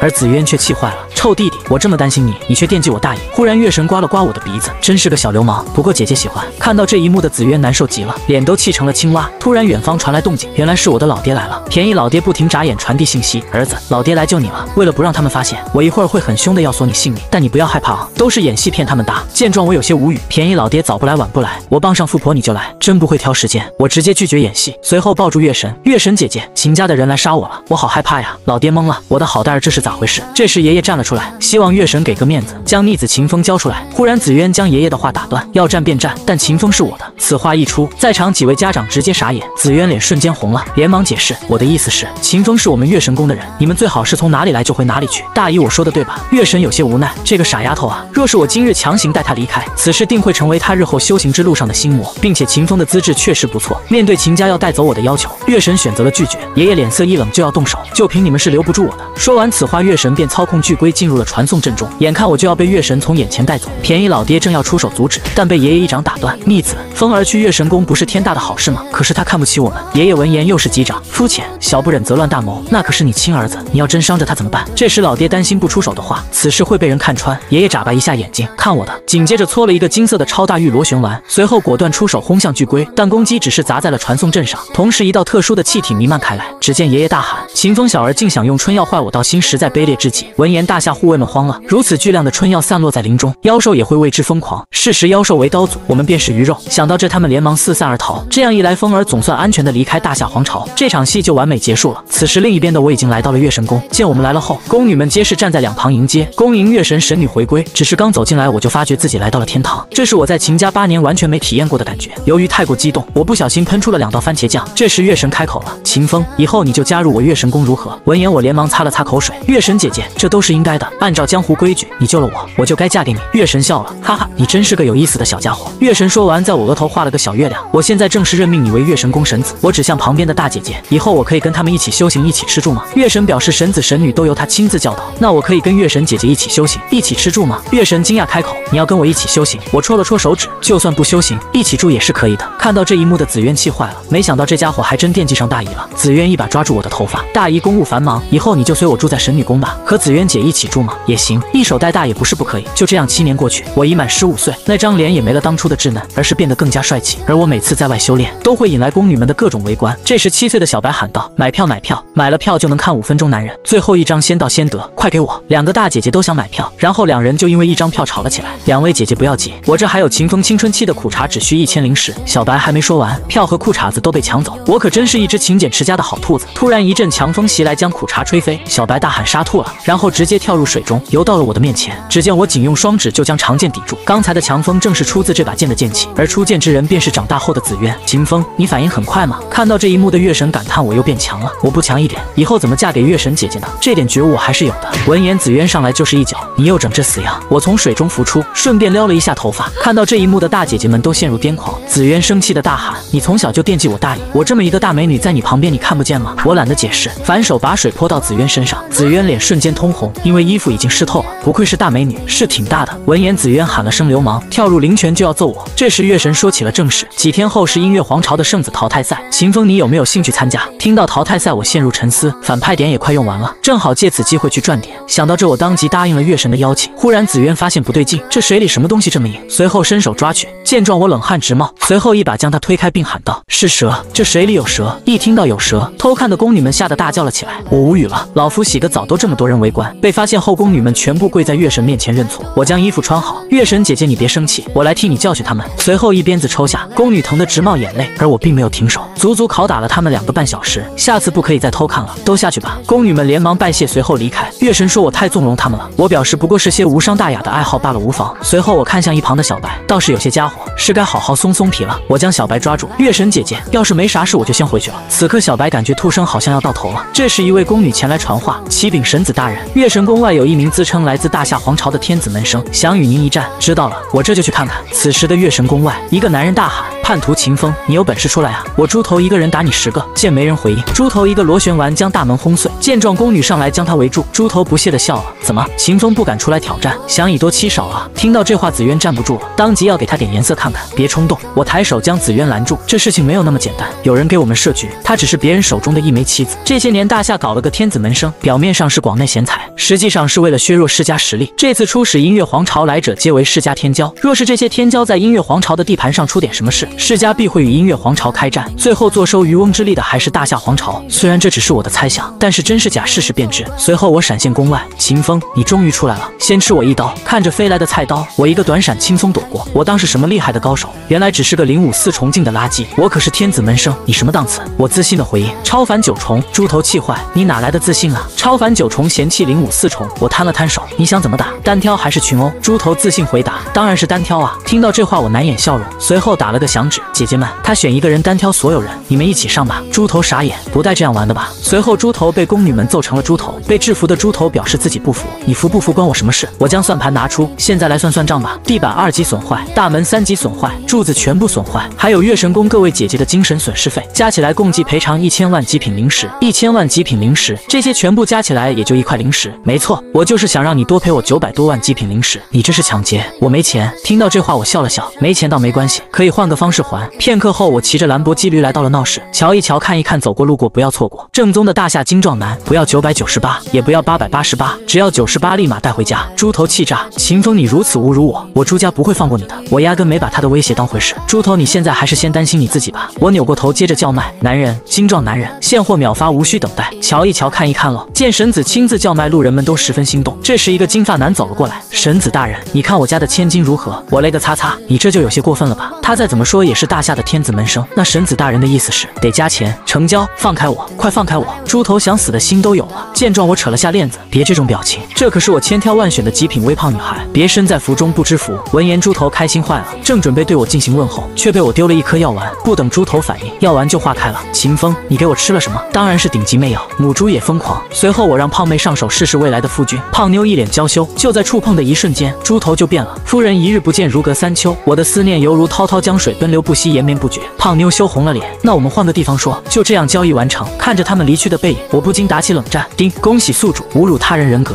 获得1000反派点。哇靠，这样也行。这时大夏皇朝的南风公主来了，我飞身上马。南风公主是大夏皇帝最疼爱的小公主，也是这次使团的代表。看来猪头的幕后之人是南风公主。这时马车传出公主的声音：秦风，你居然敢如此羞辱我大夏的天子门生，该当何罪？夏公主，好大的官威啊！你把这当成大夏了吗？闻言，公主有些气急败坏。来人，将秦风给本公主砍了，在别人的地盘杀别人家的人，好一群猪队友！既然如此，那就陪你们玩玩好了。我一秒甩出4针，护卫见状连忙挥刀抵挡。秦风，你就这点实力吗？话音刚落，他手上就中了一枚银针。你输了。我冷声道。护卫疑惑，输了？胜负才刚刚开始吧？可下一秒他就发现不对劲。秦风，你下毒？我可是正经君子，怎么可能下毒呢？见护卫松了口气，我告诉他这是媚药。什么？护卫吓得剑都掉了。想起猪头刚刚的画面，护卫直冒冷汗，随后连忙来到马车前向公主求救。这时车上下来一位长相俊俏的男子，秦兄久仰大名，公主刚才失言了，在下方常替公主赔罪，还望秦兄能看在两国友好往来的面子上，替手下人解毒。叮咚，恭喜宿主发现天选之子，等级史诗级。哇靠，整整7年啊！我的天选之子，你终于来了。既然来都来了，岂有不好好招待一番的道理？明白，我这就帮他解毒。我飞身上前，接着就是一记断子绝孙脚，护卫坤蛋碎了一地，随后捂住裆部，跪在地上哭了起来。叮咚，恭喜宿主断人子孙，获得1000反派点。这时南风公主带着怒气下车，看着躺在地上不停翻滚的护卫，公主喊道：秦风，你别欺人太甚！我原以为大夏公主是什么贞洁烈女，没想到竟偷偷在马车里藏男人。听到这话，公主抬手向我扇来，却被我直接抓住。可下一秒，一把利剑就抵在了我的脖子上，把手放开，不许碰公主！碰一下反应就这么大，难不成两人有不可告人的秘密？要真是这样，从天选之子身上倒反派点，岂不是易如反掌？随后我问南风公主，敢不敢和我1对1单挑，不许叫人的那种？公主十分自信，有何不敢？方长本想劝阻，无奈公主十分坚定，不必多说。秦风欺人太甚，我必须得给他点颜色瞧瞧。这秦风不过只会使用点下流手段，能有几分真本事？随后 solo 开始，公主手持小刀闪现我身前，她的速度快得出乎我的意料。本想使用重瞳，但我还是打消了这个想法，因为比起赢反派点才是最重要的。见攻击奏效，公主十分得意，看来荒古第一天骄也不过如此，是吗？我淡然回应道，同时拿出了一块粉色肚兜。公主直冒冷汗，一眼就看出来这是她的肚兜。这家伙什么时候拿走的？我将肚兜拿在手上，有没有人想看看南风公主衣服下面穿的是什么？方长气坏，大骂无耻。闻言，路人纷纷反驳，在我们音乐王朝，只要对战斗有利的技巧都可以用，就是入乡就要随俗，你外地的不懂就别瞎说。叮咚，恭喜宿主玷污天选之子心目中的女神，获得1万反派点。见反派点到账，我继续挑衅，公主你还能不能打呀？不能打，去小孩那桌打。公主再次冲来，我一个短闪轻松躲过，顺势将公主搂住，接着一脸深情地注视着她的眼睛。不等公主反应，我直接亲了上去。叮咚，恭喜宿主玷污天选之子女神，获得1万反派点。看到这一幕的方长脸都黑了，看着大脑一片空白的公主，我让她把嘴张开。不等公主反应，我再次吻了上去。众人惊呆，光天化日下亲嘴就算了，居然还伸舌头，够了，快放开公主！方长怒吼道：秦风，我要杀了你！下一秒，他的背后出现一尊金色大佛。叮咚，恭喜宿主玷污天选之子女神，获得10万反派点。终于爆发了吗？我等的就是你！我将长剑唤出，这大佛压迫感有点强，看样子我的身法也是时候更新了。我当即花10万反派点将魅影逍遥升级到第3阶。就在这时，方长展出一剑，我则用飘逸的身法躲过。只会躲吗？那这次我看你往哪躲！话音刚落，方长就挥出数道剑气向我袭来。我不屑地回应道：谁告诉你我要躲了？接着不断续集剑意，使用秘技斩天拔剑术。这一击不仅把方长的剑气打散，同时还劈中了方长身后的大佛。方长难以置信，怎么会有如此恐怖的剑招？下一秒，剑气就出现在他眼前，方长被剑气击中，狂吐2吨血。见状，我有些意外，能在斩天拔剑术中活下来的你还是第一个。公主一脸担忧：方长，你没事吧？方长强撑着身体表示没事。由于刚刚被我占了便宜，公主一时竟有些不知道该说什么。此时在方长心中也已经有了隔阂，他的白月光不完整了，我也因此获得10万反派点，同时出触发了继承丞相意志的任务。我摆了摆手，不是，你把我当曹老板了吗？我真不是那种人。系统提示：拆散2人，奖励1个神级宝箱。既然这样，那我就试试吧。于是我回头说道：南风公主，你刚才是不是伸舌头了？此话一出，全场安静，所有人都被这句话惊住了。公主红着脸骂我无耻，我摊了摊手，我有没有耻？你不知道啊，刚才亲了那么长时间，我怀疑你连我有多少颗牙齿都数清楚了吧？闻言，方长的脸色冰冷，可却并没有向我发难，只是转身离开。咬人的狗不叫，看来他还有底牌没用。叮咚，恭喜宿主让双方新生界地，任务已完成5%，才5%。系统，你知不知道这任务很高危啊？系统提示：高风险高回报。好吧，为了奖励我再试试。见公主准备离开，我连忙叫住：公主大人，这就走了吗？你东西落下了。说罢，我将她的肚兜丢出。公主一开始还有些懵，但看到是自己的肚兜后，立马骂我臭流氓。怎么，公主大人不要的话，那我就拿回去当毛巾了。闻言，公主将肚兜收起。秦风，我们走着瞧。叮咚，恭喜宿主让双方新生界地，任务完成10%。夜晚，我带着小白来到外使节驿馆。小白打了个哈欠，我们大晚上不睡觉，来这里干什么？我跳入院中，当然是来赚钱了。一听到赚钱，小白眼冒金光，这业务我熟啊！不等我反应，小白就率先冲了进去。此时的南风公主坐在窗边看月亮，她还在因为白天的事发愁。就在这时，小白爬了上来，接着一脸单纯的询问：小姐姐，你缺爱吗？需要男人吗？闻言，公主第一个想到的就是方长，是他让你来的吗？小白回应：当然。公主连忙表示需要，非常需要，有需求就会有市场，我兔干的就是这买卖。不瞒你说，我兔等主人这单生意已经7年了，明明就是个大猪蹄子，非要装什么纯情良家妇男。公主此时内心激动，虽然听不懂这只兔子在说什么，但我确实跟方长认识了7年，可方长非要玩暧昧不确定关系，不然我的初吻也不会便宜秦风那个流氓。其他的我兔就不多说了，作为中间兔就收你1万极品零食。看着如此高昂的价格，公主懵了，不说话啥意思？难道嫌贵？这个东西可以让你们快乐加倍，这下可以给钱了吧？公主虽然有些懵，但还是把零食递给了小白。随后小白指了指玉瓶，不试试吗？闻言，公主打开瓶盖闻了闻，一瞬间这上头的味道就让她变得脸颊通红，同时身体也变得奇怪起来。白饭桶，你在这里干嘛？终于抓到你了！小白一脸得意，来得正好，我兔已经将买卖谈成了，现在该你登场了。我懵了，什么登场？忽然我察觉到了不对，只见公主一脸娇羞，坏哥哥你怎么才来？可当她看到来的人竟然是我时，才反应过来小白口中的主人是我秦风，并不是方长，不然你以为呢？公主气坏，连忙想要运气压制，但发现根本没用。突然公主站起身向我走来，看着眼冒爱心的公主，我流出冷汗。公主，你冷静点。此时在公主楼下的方长拿着1朵玫瑰花，同时嘴中嘀咕道：我不该将过错都归咎在公主身上，她明明什么都没做错，错的是那个混蛋秦风。这次的生死淘汰赛，我一定要将他碎尸万段。随后方长开心地对着楼上喊道：公主，我来了。可下一秒方长的笑容僵住，秦风在公主的房间里干什么？不愧是天选之子，真会挑时间。本不打算动手的我，果断把公主抱住。看到这一幕，方长气的8颗牙齿咬碎了9颗。我得意回头，方长，大晚上的你来做什么？方长手里的玫瑰掉在地上，不可能，绝对不可能。见方长不信，我再次加大力度。公主，你刚才说你喜欢我，是不是真的？迷糊的公主立马回应：当然是真的。方长难以置信，不可能，他们不过只见了2面，怎么可能抵得过我和公主7年感情？叮咚，恭喜宿主，丞相之治任务进度已完成50%，奖励20万反派点。我勒个擦擦，直接加50%，还给20万反派点。既然如此，那我就不客气了。随后我再次面向公主，我和方长，你最不喜欢的是谁啊？公主下意识地说出了方长2个字。闻言，方长再也绷不住了，7年感情打水漂，终究是错付了。叮咚，恭喜宿主完成丞相意志任务，获得1个神级宝箱。叮咚，恭喜宿主使天选之子再也不相信爱情，获得50万反派点。就在这时，方长的金佛出现，只见方长怒吼一声，大佛瞬间被一股黑气吞噬。此时的他已经黑化堕入魔道。秦风，我定要将你碎尸万段。而另一边的公主还在催促我赶紧动嘴。叮咚，恭喜宿主逼迫天选之子入魔，获得1次抽奖机会，这就入魔了。这时公主主动献吻，却被我抬手拦住，随后一把推开。你个白嫖怪，没有反派点还想占我便宜？公主懵了，你，我甩了甩手，你什么你？我们男人也是很金贵的，你想要就要啊！再说了，是你和兔子做的交易，刚才还占了我那么多便宜，我才是受害者好不好？公主气坏，让我赶紧滚蛋。此时楼下的方长已经消失不见，走了就好。俗话说黑话强10倍，看来我也得抓紧修炼，不然死亡淘汰赛一启动，我必死无疑。我跳上窗户，走就走，以为谁稀罕你似的。见我走后，小白疑惑，你俩这是啥意思？不玩游戏了吗？钱我兔是不会退的，但我是只懂规矩的兔子，买卖不成仁义在，这个可以帮你解毒。留下最爱吃的胡萝卜后，小白也跳了出去。公主疑惑，胡萝卜还能解毒？此时的月神宫凌池边，紫渊坐在这里。此时的他十分不解，自己明明要啥有啥，到底是哪里输给那个公主了呀？哼不就漏吗？谁不会啊？这时我刚好经过，紫渊大晚上不睡觉，你在这里干什么？忽然我发现紫渊好像有些不一样了，这小丫头还真是长成大妹子了。看到我的眼神，紫渊得意起身，哼，神女就是神女，跟公主才不是一个档次的。小秦风直接拿捏，可下一秒我直接化身暖男，将她的衣服拉起，并说道：大晚上衣服要穿好，不然容易着凉。紫渊实话，要你管。秦风，这大晚上的跑哪里去了？我将肉夹馍拿出，当然是去给你买东西去了。尊都假都，紫渊有些不信，随后吃了一口肉夹馍。你这肉夹馍怎么没有盐了？我对着紫渊笑了笑，然后找系统兑换了一束紫色玫瑰花。接着我手捧玫瑰微笑开口：因为爱你无需多言。闻言，紫渊愣住，当他反应过来后，脸瞬间就红了，接着喊了声讨厌，就抱着玫瑰走了。回到屋内，我将系统调出，现在反派点已经有100多万了，那就兑换一个大圆满致敬吧。叮咚，恭喜宿主花费100万反派点，成功兑换大圆满契合卡。叮咚，恭喜宿主使用大圆满契合卡，大为天龙已达大圆满致敬。下一秒，一只金龙在我周身盘旋，小白被吵醒，是之前的那条龙。看着眼前极具压迫感的金龙，小白冷汗直冒。我吐还是乖乖睡觉吧。随后我将神级宝箱调出，直接打开。叮咚，恭喜宿主成功开启神级宝箱，获得剑意升级卡。系统告诉我，剑意也是分等级的，对剑道的领悟程度不同，自然叠加的伤害也不相同，也就是2级剑意比1级剑意伤害高。闻言，我果断使用升级剑意，气吞八荒，剑扫6合。恭喜宿主，剑意提升至2级。我有些不解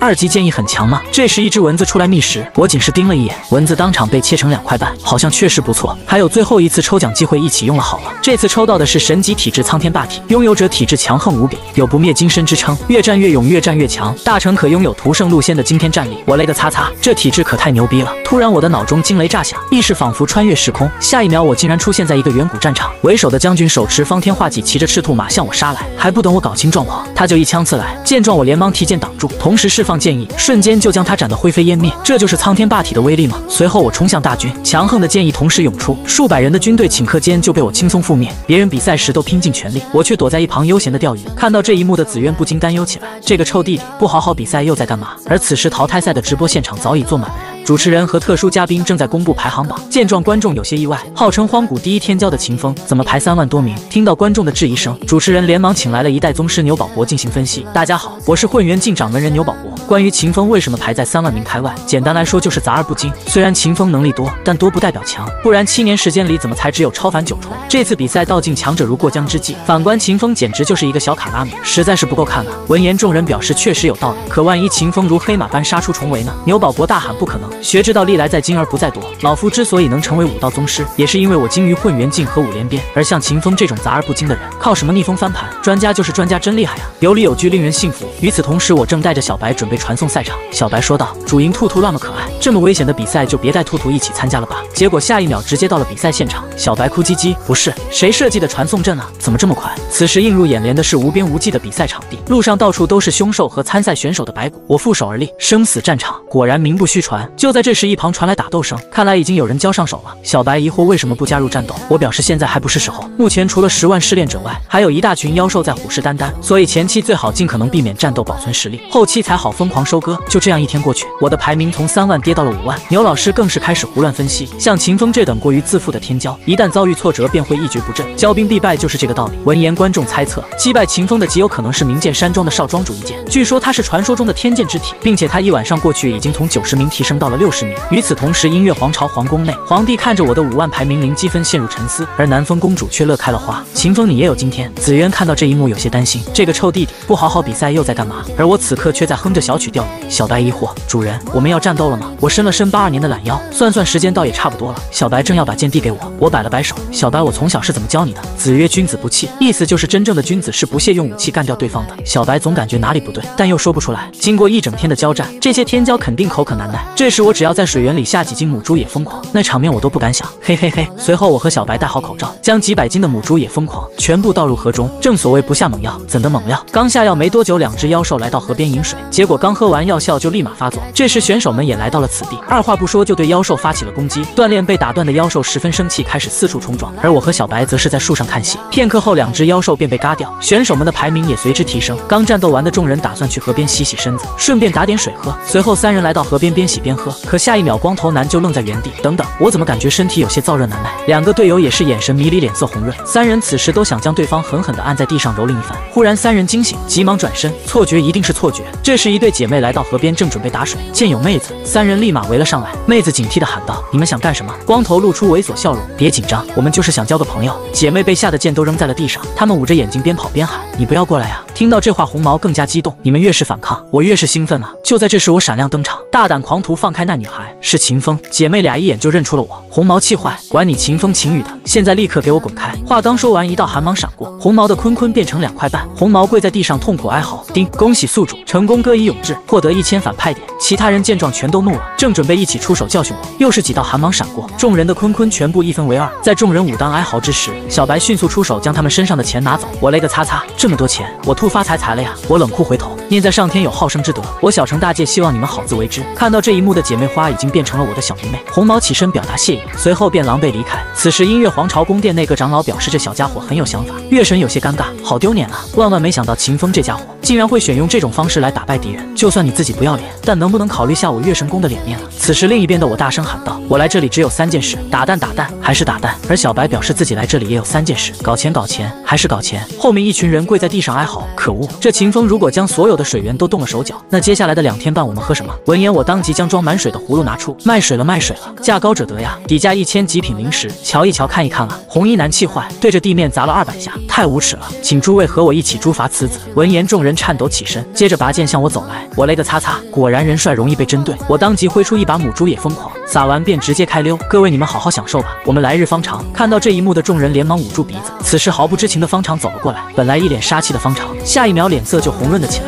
这身体怎么回事？1000人参加淘汰赛，999人被我变成了太监，兔子则是趁机搜刮钱财，众人气坏，当即就要把我碎尸万段。见状，我在空中撒下大量内药，接着便直接开溜，各位你们好好享受吧，我们来日方长。见我又用这招，众人连忙捂住口鼻。这时一道身影走来，他正是黑化的方长，现在的他只想把我灭掉，对这里发生的事毫不知情。这好像是大夏使臣方长，怎么像是入魔了一般？黄毛解释原因，听说是那秦风糟蹋了他的心上人，这才导致方长一夜入魔的。忽然方长注意到逃跑的我，当即便追了上来。这小子总是那么会挑时间，为了反派点，我决定陪他玩玩。方长，有种来追啊，追就追，怕你不成？话刚说完，方长的脸就红了起来，这是因为刚才方长吸进了大量的母猪也疯狂。怎么回事？我的身体怎么变得奇怪起来了？同时方长明白了一切，难道那天是秦风给公主下了药？原来公主并没有背叛我。想到这，方长释然了，当即盘坐在地，口中不停地念着佛经。下一秒，一尊大佛幻象浮现在其身后，只是脸上一边光明一边黑暗。观战的音乐皇帝一眼认出这是佛魔的真谛，一念成佛，一念成魔，一旦让其成功领悟，后果不堪设想，此子绝不能留。南风公主注意到了音乐皇帝的表情，当即对一旁的长老传音，方长有危险。长老回应，我已派人暗中保护方长大人了。公主紧握命牌，若他敢伤方长，我便捏碎命牌将父皇和皇爷爷召唤来。见方长没追上来，我有些疑惑，不应该这么快就虚了呀。叮，恭喜宿主触发系统任务，破坏天选之子感悟大道，任务奖励建议升级卡1张。啊哈，有奖励那就别怪我搞你了。此时的方长还在用心感悟，我闪现他身前，扣你鸡蛙，老弟我们又见面了。方长惊喜，这秦风又想干嘛？公主当即就要前去营救方长，方长正是悟道的关键时刻，若被秦风扰乱心神，定会走火入魔，身受重伤。长老一把将其拉住，方长大人有佛之舍利庇护，就算秦风有3头6臂，也不可能攻破防御。所谓的佛之舍利是顶级佛陀圆寂之后凝聚出的宝物，可抵万物万法不侵。在系统的解释下，我也得知了这一切，我有些无语。那你还让我来破坏他的机缘？而系统的回答却是，宿主需要经历些磨难，还请加油。行吧，既然硬的不行，那就来更硬的。在众人紧张的注视下，我掏出了一本书。公主大惊，这难道是什么高阶秘籍？我当即把书打开，大声的朗读了起来。书里的内容让小白都看红了兔脸。方长受到影响，身后的大佛都开始了晃动。皇帝询问月神，这都是你教的？月神连忙否定，我真没教过这些。这秦风真是的，我多年树立的光辉形象就这样被这小子霍霍干净了。见方长受到影响，我轻笑一声，本以为你是什么正人君子，原来也是个老色批。我继续加大力度，在足足念了2个半小时后，方长有些顶不住了。观战的公主一脸担忧，这样下去方长肯定会走火入魔的。突然一支利箭向我射来，居然有人搞偷袭，我一个瞬移躲开攻击，落空的箭洞穿了身后的一棵100米粗的老树，并且一连射穿了4颗，我勒个擦擦，这也太生猛了吧！白日有些惊讶，这人居然能躲开自己的攻击，接着便再次射出3箭，哇靠，这家伙还射上瘾了。与此同时，观众也认了出来，这家伙是白日，本次生死淘汰赛的种子选手，目前排名150名。不出意外的话，白日击败秦风是板上钉钉的事了。此时的我有些不耐烦了，老虎不发威，当我小猫啊！我开启重瞳，单手结印，白日再次拉弓瞄准我，我闪现白日身前，使用秘技斩天拔剑术，白日的攻击被瞬间化解。他有些难以置信，这怎么可能？不等他反应过来，我又是一剑，成功将白日也变成了姐妹。叮，恭喜宿主岁已永志，获得1000反派点，我可真是功德无量啊！又是1000反派点到账，真不错，继续干活。我回到方长面前继续读书，本该就此分别的2人，却在这暖味的夜色中，谁也不肯说那句再见。看着他一张一合的红唇，脑中莫名闪过一些画面，我吞了吞口水，决定主动出击。由于接下来的内容不过审，我兔特意为你转接牛宝国频道。现在秦风一击击败白日，牛老师怎么看？牛老师也有些懵，秦风虽然突破至2级剑影，但那也没理由击败白日啊。主持人猜测，难道说秦风那一剑蕴含着其他的力量？会不会是什么特殊体质呢？牛老师表示不可能，绝对不可能。众所周知，秦风是上古重瞳拥有者，绝不可能还有其他特殊体质。我看秦风8成是吃了短暂提升实实力的丹药。从目前的情况来看，秦风他最终的极限也就是100名左右。闻言，观众纷纷表示专家就是专家，分析的有理有据，令人信服。10分钟过去，书中内容已经尽数被方长收入耳中。这方长真能扛啊！看来得帮方长找几页猛的了。找到了，就这几页吧。还没等我开始读，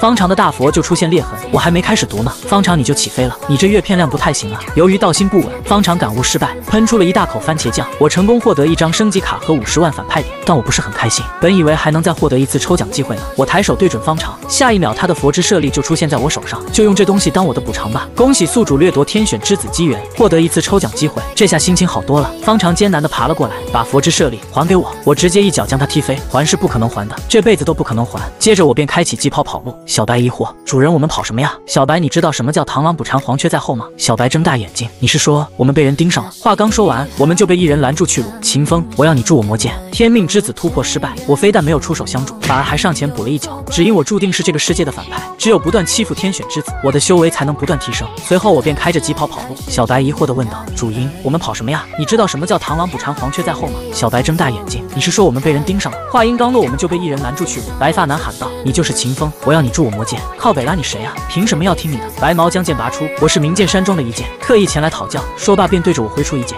却被我一个长闪轻松躲过。一剑惊叹，好鬼魅的身法。接着猛踏地面，然后飞向空中，再次向我攻来。看他这架势，我明白他是铁了心的要与我一争高下了。打的话也打得过，虽然不是天选之子会觉得很亏，但目前的情况由不得我。我当即挥出一发斩天拔剑术与之对抗。此时场外的观众们都沸腾了，排名55名的一剑居然和第153名的秦风打成平手，这怕不是有黑幕吧？一直不看好我的牛宝国看到这一幕，一时间不知该如何解释。各位，秦风乃音乐皇朝神子，其他的庶老夫无可奉告。闻言，观众们纷纷怀疑有黑幕。秦风一个纨绔怎么可能从3万名一跃至100强？还是牛专家靠谱，能讲真话。一旁的主持人看不下去了，他知道牛宝国是在瞎说。画面回到战场，一剑也没想到自己明明是入道境，却跟比自己境界低的秦风打了个平手。就在这时，小白突然出手了，对着一剑的眼睛就是一拳。吃痛的一剑只能先拉开身位。我看向小白，干得漂亮，那是也不看看是谁的兔子，真是雕虫小技。缓过神的一剑再次挥出数道剑气，与刚才不同的是，剑气变得十分强横。见情况不对，我果断开启重瞳，再次使用飘逸的身法躲过。见此情形，皇帝叹了口气，秦风怕是要输了。他的剑术确实惊艳，可一旦遭遇强敌，未能一剑灭杀，就会后继乏力啊。月神也认为让我以现在的修为打赢入道修士，确实有些太勉强了。见我躲过攻击后，将剑收起，一剑不禁询问：“你要用至尊骨和重瞳了？”我晃了晃手指，你还不够格。随后掏出了数瓶母珠，也疯狂，一剑连忙用手帕捂住口鼻。你这家伙幼稚也要有个度吧，我又不是好人，要什么限度？接着一掌将药瓶打碎，对此一剑早有准备，一道剑气就将媚药吹散，而这一切也在我的计划中。这些药瓶不过是障眼法，我当即使用剑意升级卡将剑意升到3级，接着再次挥出斩天拔剑术，一剑十分不屑，真是愚蠢，竟然对一名剑客连续使用同样的招式。在2把剑碰撞的瞬间，一剑立马察觉到不对劲，这次的斩天拔剑术和之前的不一样。随着烟雾散去，我俩都站在原地，观众都十分好奇是谁赢了。下一秒我口吐鲜血，见状公主大喜，方长，你看见了吗？秦风败了。此时的方长十分生气，秦风庶子毁我清白，我与你不共戴天。就在这时，一剑跪倒在地，同时也喷了一大口血。公主傻眼，这什么情况？皇帝感叹，这小家伙可不得了啊！月神却表示这不过是他的基本操作罢了。话刚说完，月神的脸就黑了下来。老娘一把屎一把尿的将你养大，都已经突破到3级，剑意还在我面前藏拙，你这是在防谁？回来必须好好收拾一番。此时各方大佬都对月神投来羡慕的目光。皇帝认真的看着比赛画面，硬碰剑气却只是轻伤，伤口还能自动愈合，这孩子不简单啊！一剑艰难起身，此时的他十分不甘，当即开始原地爆气，同时一道巨大的剑光浮现在其身后。我勒个擦擦，没完没了了是吧？你以为你是主角啊？我张开双臂，金色的光芒自体内浮现而出。皇帝一眼就认出这是稀有体质苍天霸体，只见一剑催动体内所有力量再次向我轰来，两人碰撞的瞬间发生了巨大的爆炸。待到烟雾散去，一剑已经被打跪在地。这苍天霸体果然名不虚传，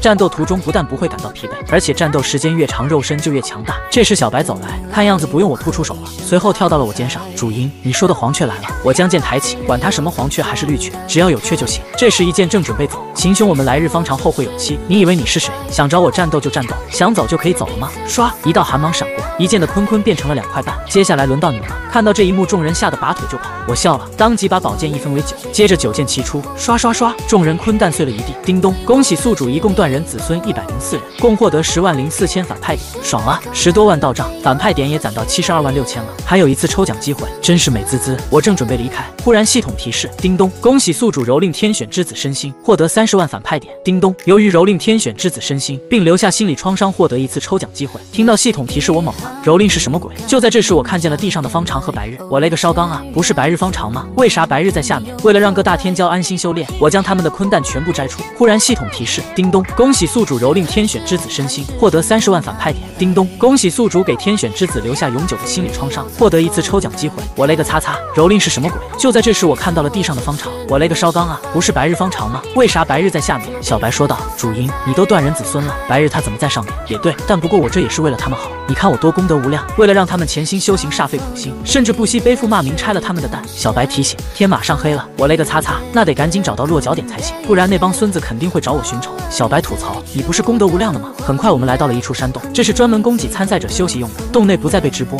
也不能在洞内打斗。见这里这么安全，小白便趴在洞口安心睡了起来。看着系统面板上的100多万反派点和2次抽奖机会，我决定是时候强化一波了。我先是进行了1次抽奖，这次抽到的是大河剑诀，下一瞬滔天的海浪出现在我的神识之中，同时在海浪中还有着无数利剑齐刷刷的向我飞来。我猛地被惊醒，好一个大河剑诀！我擦了擦冷汗，接着用100万反派点再兑换了一个100%契合卡。现在的我只有一个斩天拔剑术，要是没有一招杀敌，就会陷入尴尬境地。这大河剑诀来的正是时候。随着系统兑换完毕，我的大河剑诀也提升到了大圆满之际。我单手掐诀，下一秒无数的长剑在我周身盘旋。这大河剑诀效果还不错，那就再奖励自己再抽一个。这次抽中的是神级印记，拥有此印记者将免疫天地间的任何精神攻击，这也是个好东西啊！毕竟在荒古的修炼体系中，精神攻击也就是灵魂攻击，是最流氓的攻击，看不见摸不着，一不小心就着了道。而我现在有了这部区意志，就不用担心那种流氓攻击了。接下来就是佛之舍利了，我的大威天龙是佛法，不知道融合佛之舍利后会有什么效果。我当即盘腿坐下，立即开始感悟。听到动静的小白连忙赶来，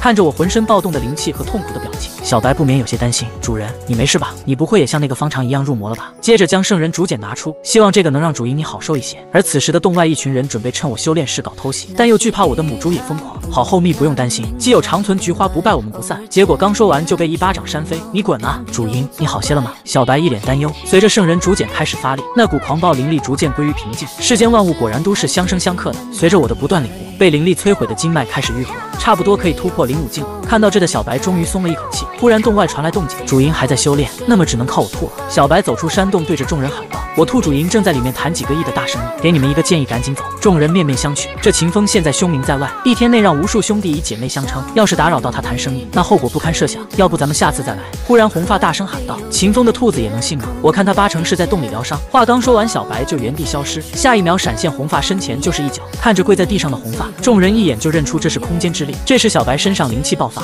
我兔话都说完了，谁赞成谁反对？秦风若是真的在谈生意，不可能没有一点动静，这兔子估计是在故弄玄虚。小白无奈的摆了摆手，人与兔之间为什么就不能多点信任呢？但其实现在小白内心还是有点慌的，这届大人不好骗了，看来只能拼命了。小白再次原地消失，对着一人又是一脚踢出，可其中一个光头却没有丝毫畏惧。切，哪有什么空间之力，这不过是低劣的障眼法罢了。见小白快速朝他冲了过来，光头抓住机会一拳砸中小白，倒在地上的小白喷出了一口番茄汁。那么接下来是秦风了。小白艰难起身，只要有我兔在这里，你们就休想进去。观战的紫渊和月神被感动到，平时的小白虽然很没节操，关键时刻居然还蛮可靠的。听到小白的话，光头笑出了声，哈哈哈，就你现在这样还想保秦风，很好笑吗？就在这时，小白一声怒吼，剑来！刷刷刷，长空九剑在小白的周身盘旋。只见小白口中呼言道：天不生我秦小白，剑道万古如长夜，九剑齐出，9把神剑发出了破空之声，向众人飞去。众人被打得四处逃窜。就在这时空中突然出现一个人影，仅是一击就将长剑拦住。有人认出了此人是千钧，他可是入道境一重修为，我们有救了。闻言，小白心里一惊，入道境可不是我兔能对付的。主因，你还需要多久？我兔快撑不住了。而此时我的苍天霸体已经初步激活，肉身的力量也得到了进一步的加强，只要再迈出最后一步，我就能正式出关。见我突破在即，众人纷纷表示现在是最好的机会，现在就一起进去将我杀掉。可却被一旁的千钧拦住，随后独自一人走到洞口。看来千钧老大是打算单挑秦风，老大威武，秦风今晚必死无疑。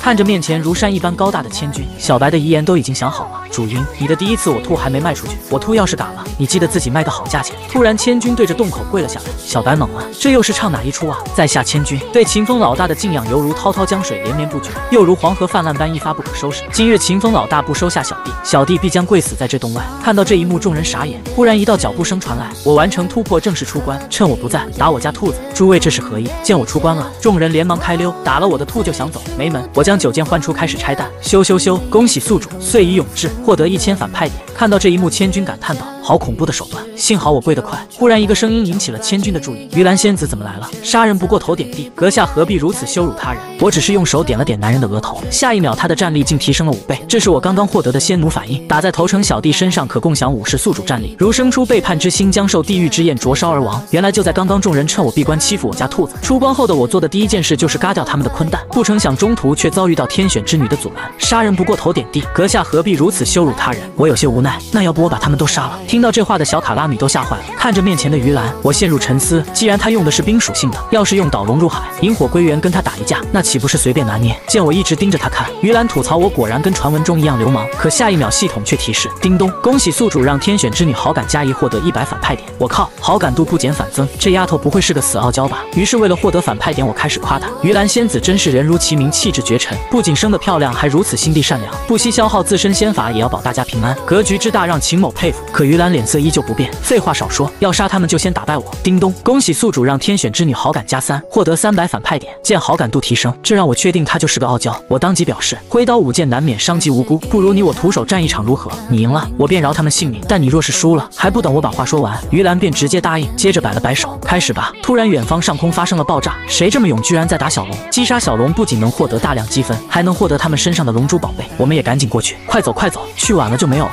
于兰懵了，你们就这么水灵灵的走了？你们都去了，那我也去。刚想走就被我一把抓住，开玩笑，好不容易来的天选之女，我怎么会轻易放你离开？像仙子这等修为的修者，定是不屑与那些奴隶小动物之徒为伍吧？那是当然，我可不是要去跟他们打小龙。忽然怀里的小白睁开了眼，主因我吐好疼，要不你给我吐一个痛快吧？反正在那群人眼里，我吐就是个不值钱的畜生吧。话音刚落，一道绿光将小白包围，原来是于兰仙子出手了。我会救你的，你才不是不值钱的畜生。见状我伸出手，小白伤势很重，若不及时治疗可能会丧命，要不你就同我们一路吧。小白也在怀里打起配合，主因我没事的，小白的命不值钱，千万不要让姐姐为难。于兰本就是个傲娇，见小白这副模样，她当即同意了下来，那就多谢于兰仙子了。随后我们3人来到山洞，接着将小白交给于兰，帮助弱小乃修者分内之事，秦公子不必言谢。我挥了挥手，让千钧照顾好于兰和小白，我要出去方便一下。接着如流星般飞出洞外，眨眼间便追上了逃离的那群人。秦风，你又想做什么？我方才让你们走了吗？闻言为首的男人不屑地说道。那你想怎样？不就是只灵兽吗？等我屠了小龙，给你列个更好的就是。我脸色阴了，灵兽？我家小白可不是普通的灵兽，他是我秦风的兔子，伤了我的兔就是与我结仇，既是有仇岂有不报之理？说罢便开始续集剑意，接着一剑挥出，同时系统响起，叮咚，恭喜宿主碎弹121颗，共获得121000反派点。下一秒所有人都趴在地上痛苦，这下舒服了，收工回家。与此同时，蛟龙潭一群人正在围攻小龙，仔细看发现他们就像失去了意识，任由龙息喷在身上。这些人怎么回事？躲都不躲的吗？就在这时，黑化的方长出现，你们来的正好。看到方长身后的黑色大佛，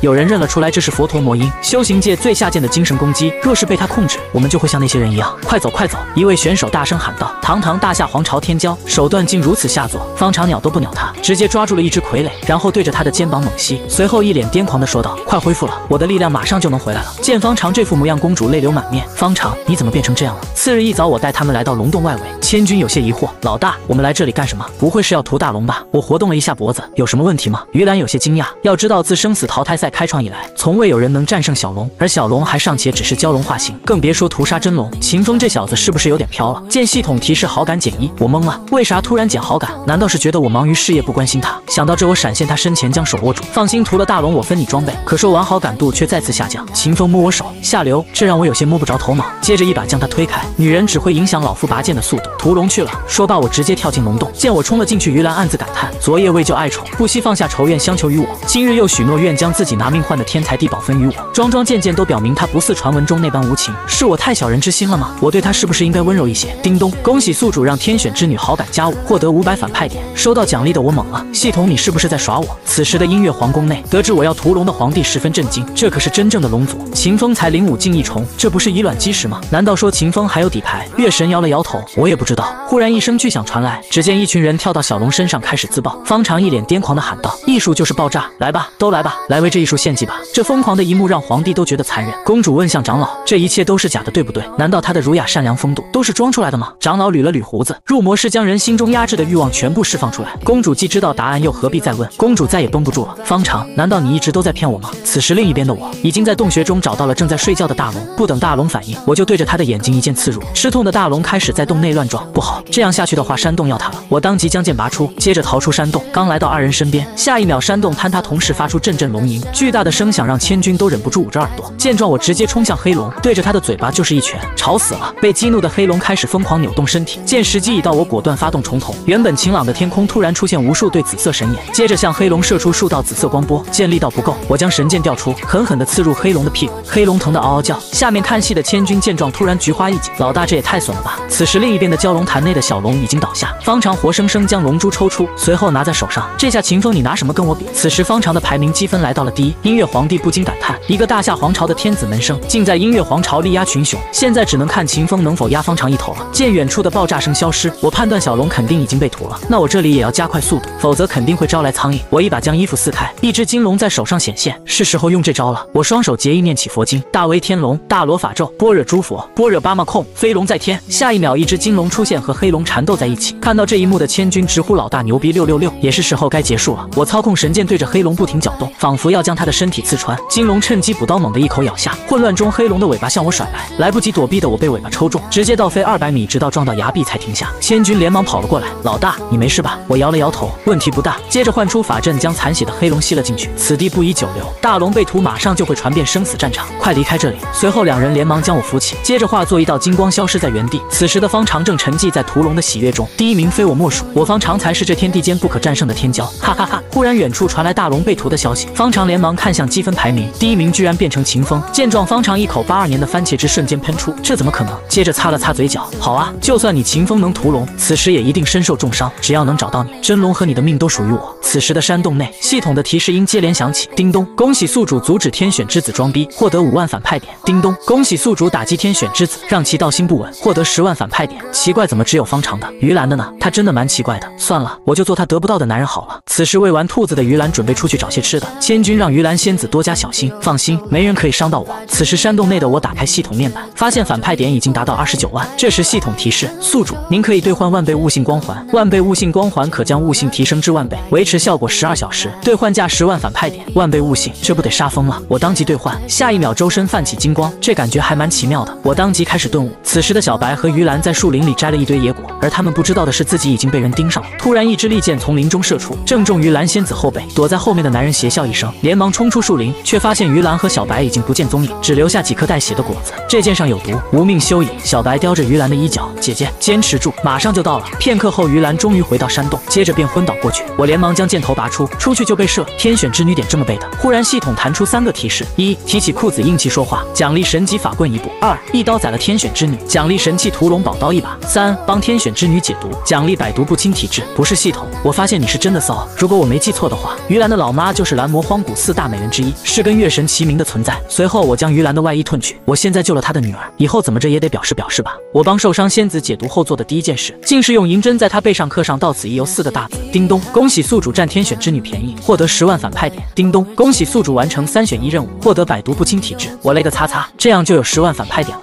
那我再写点其他的试试。就在我要动手之际，仙子从睡梦中醒来，两人四目相对，反应过来的于兰连忙捂着眼睛。我大喊：“你捂错脸了喂！”然后于兰又将小手挡在我面前，我有些无语，这智商真是天选之女吗？得亏我是正人君子，不然你早被吃干抹净了。说罢，我将于兰的手握住。当重要又紧急的事和紧急但不重要的事同时出现时，优先处理重要的事，明白了吗？你的毒我已经帮你解了，累死了。要是现在有人能帮忙捶捶肩、揉揉腿就好了。于兰听后秒懂，拍了拍旁边的石板，躺下吧，我可以让你舒服。接着用小手帮我揉背。此时的我一脸享受，忽然于兰跨坐在我身上，表示能让我更舒服。闻言，我瞬间眼前一亮，哇靠，我不会开到隐藏盲盒了吧？突然，于兰一把扯住我的双手，使劲往后拉，疼得我眼泪狂喷，大喊救命！在被强制拉伸2个半小时后，此时的我已经躺在石板上一动不动。见状，于兰说道：“别装死了，我刚才那招可没用多少力，我今天屠龙受了重伤，刚才帮你解毒又耗费了元气，现在又被你如此对待，恐怕是见不到明天的太阳了。”闻言，于兰一脸担忧，连忙上前将我扶起：“喂，你别吓我呀，你上哪里了？”我深情地望着她的眼睛说道：“仙子，你你相信一见钟情吗？于兰害羞的转过头，都什么时候了？赶紧说你伤哪里了，我好帮你疗伤。我影帝附体，不用白费力气了。我的情况我自己知道，只是我还有一个心愿未了，就是你现在可以吻我吗？其实，在遇见你之前，我从不相信什么一见钟情，但你的出现让我否定了我从前的想法。第一次遇到你的时候，我深情的心脏就只为你跳动，哪怕是死在你的手里，我也心甘情愿。单纯的于兰听到这话有些动摇，要不就完成一下她死前的心愿，然后就嘟起小嘴，正要在我额头上来一下。见状，我对着她的嘴巴直接亲了上去。叮咚，恭喜宿主占天选之女便宜，获得10万反派点。于兰一把将我推开，你不要脸！而这时我的手上出现一件肚兜，你换衣服了吗？怎么跟我刚刚看到的颜色不一样？见此情形，于兰红着脸就要上来抢，快把它还给我！